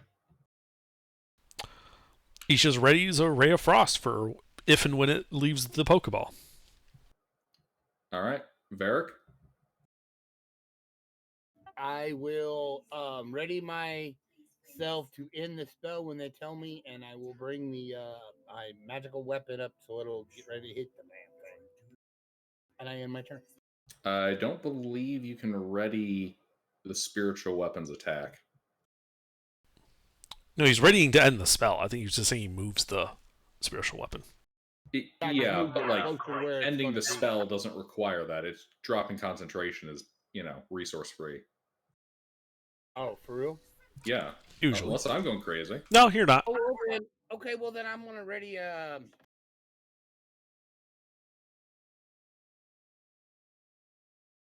don't have any. Oh yeah, I do. Yeah, I do. I'm gonna draw my my light crossbow, and I'm ready to shoot the thing when he comes out of the ball. Okay. And Faradul. I am readying my attack again because he's still in the Pokeball. Oh, and then I fly up next to him. Okay. Thrain. Waiting for him to get on the ground, so yeah, hold my action to attack. Okay. Amtar. Ready's firebolt. All right. Fea. I fly up, grab the ball, bring him to the ground. All right. You bring him to the ground. Is it an action to grab the ball?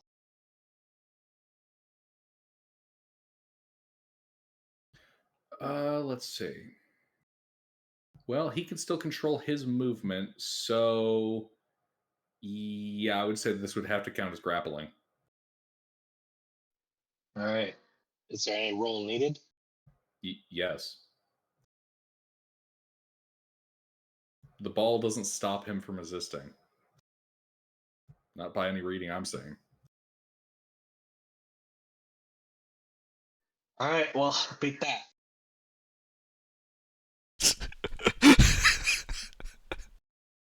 That's fair.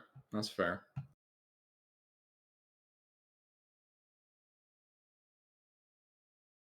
But how do you like this?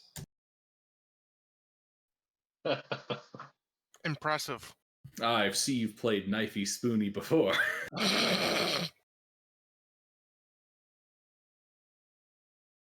Hey guys, it's great that this ball thing prevents him from resisting.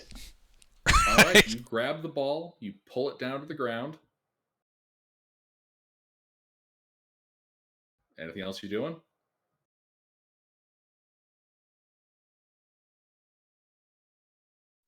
I mean that was action, so no. All right, this guy.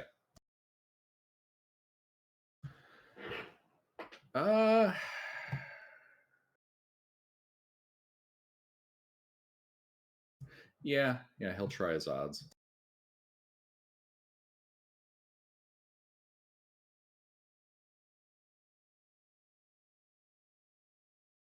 All right, targets selected. Let's see if he gets that disintegrate.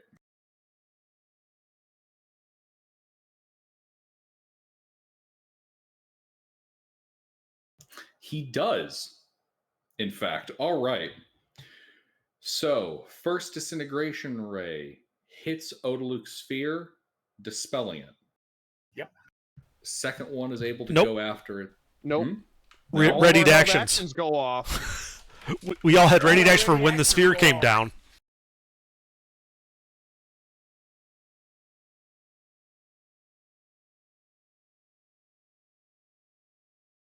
All right. So, Varric and Thrain and Interven. I know Faradul is out of range, and Fea was not able to prep a readied.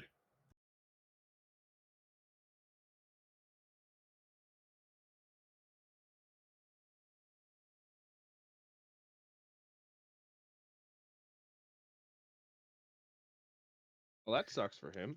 Interven, miss, Thrain, hit. Interven, that's a case of friendly fire. Yeah. I didn't have a held action. That was Amtar and Isha. Look, it's Yeah. one, so. No, I'm just saying this so you know it's not me taking two shots. Right.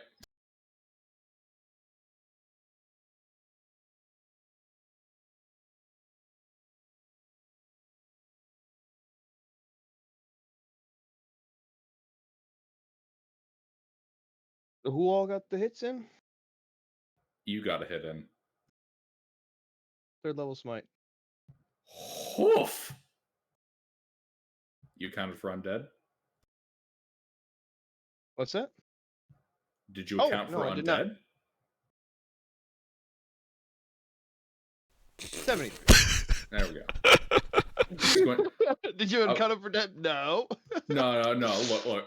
I'm fucking used to paladins. I'm looking at that roll. I'm like, Something's wrong. you know, it's his fault, but I also don't play paladins and know all the creature types as well as you do. exactly. Remember, if I you're a always forget paladin, these things are undead. always They don't look confirm if quite it's a fiend undead. or an undead.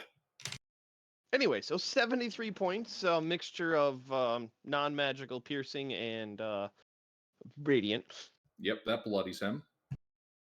All right, so first disintegrate dispels that. Second disintegrate goes for selected target interven, and third ray is going for selected target Fea. Okay, so I need to make a deck save? I need a deck save from interven, and I need a deck save from Fea.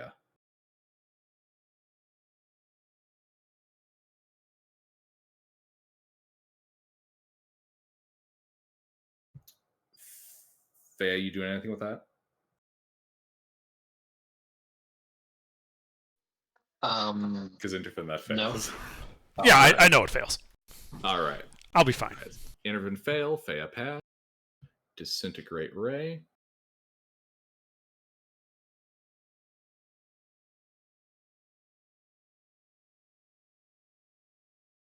Interven 43 force.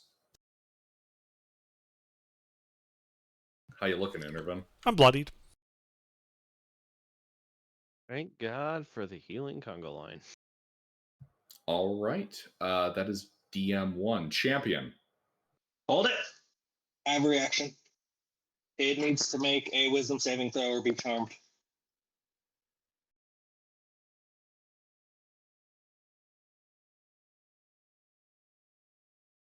Wisdom versus charm. Yeah.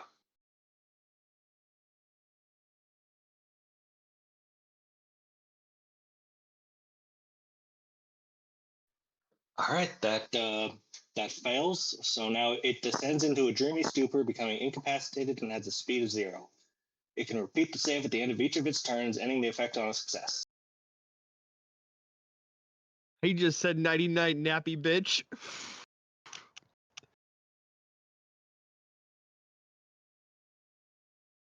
Which feature is this? Stone Riven?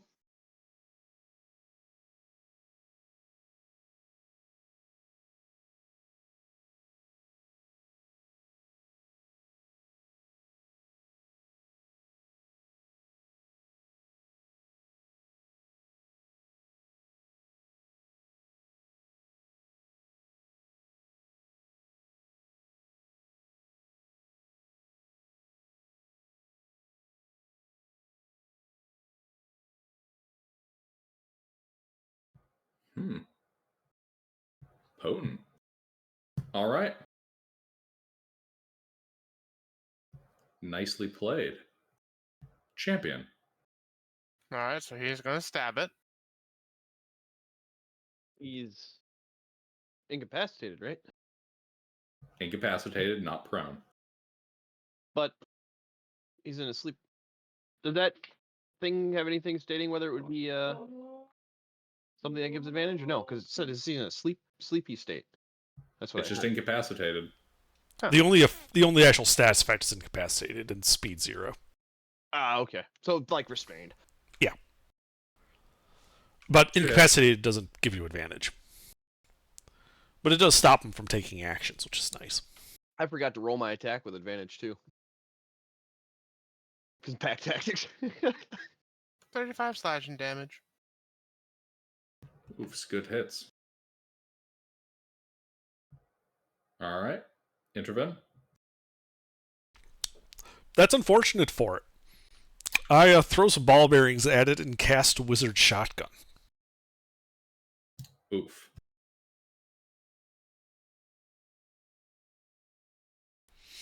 So let's see. So that's 10 plus 8.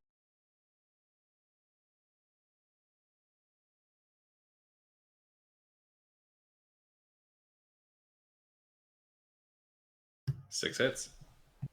with 2 of which are crits. Yep.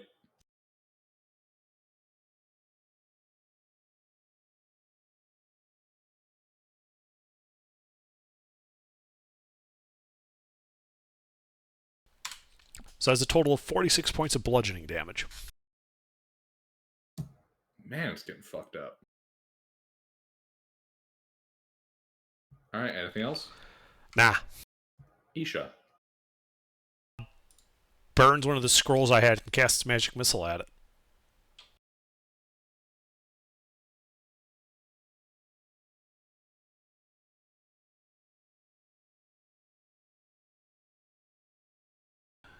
So 13 points of force damage. The skull shatters. You guys are out of Anish. Yay. Very nicely played. Also, ow. Fergal is a little angry. He wanted to hit the skull. I do have one. How close are we getting to a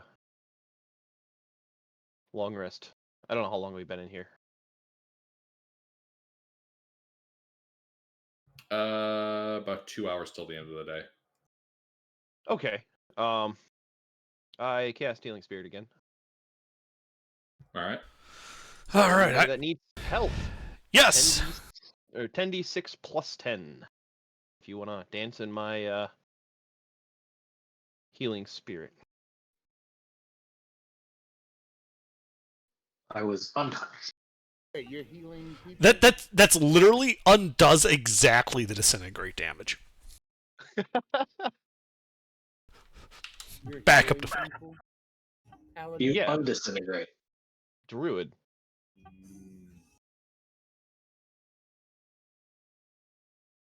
Well, you want to charge people. Thrain just does it out of kindness.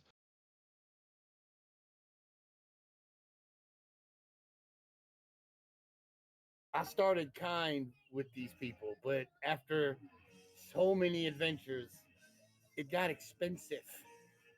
They run into trouble. That's literally the point of adventuring. We seek out trouble. You have And then I jingle the thing going amulet on. up and down and find profit. We have a champion that just. Oh, cool. Oh, we're calling it there. Oh yeah. It's midnight. Okay. Yeah, you didn't Well, say. there I you was go. so I was Perfect just ending verifying. point.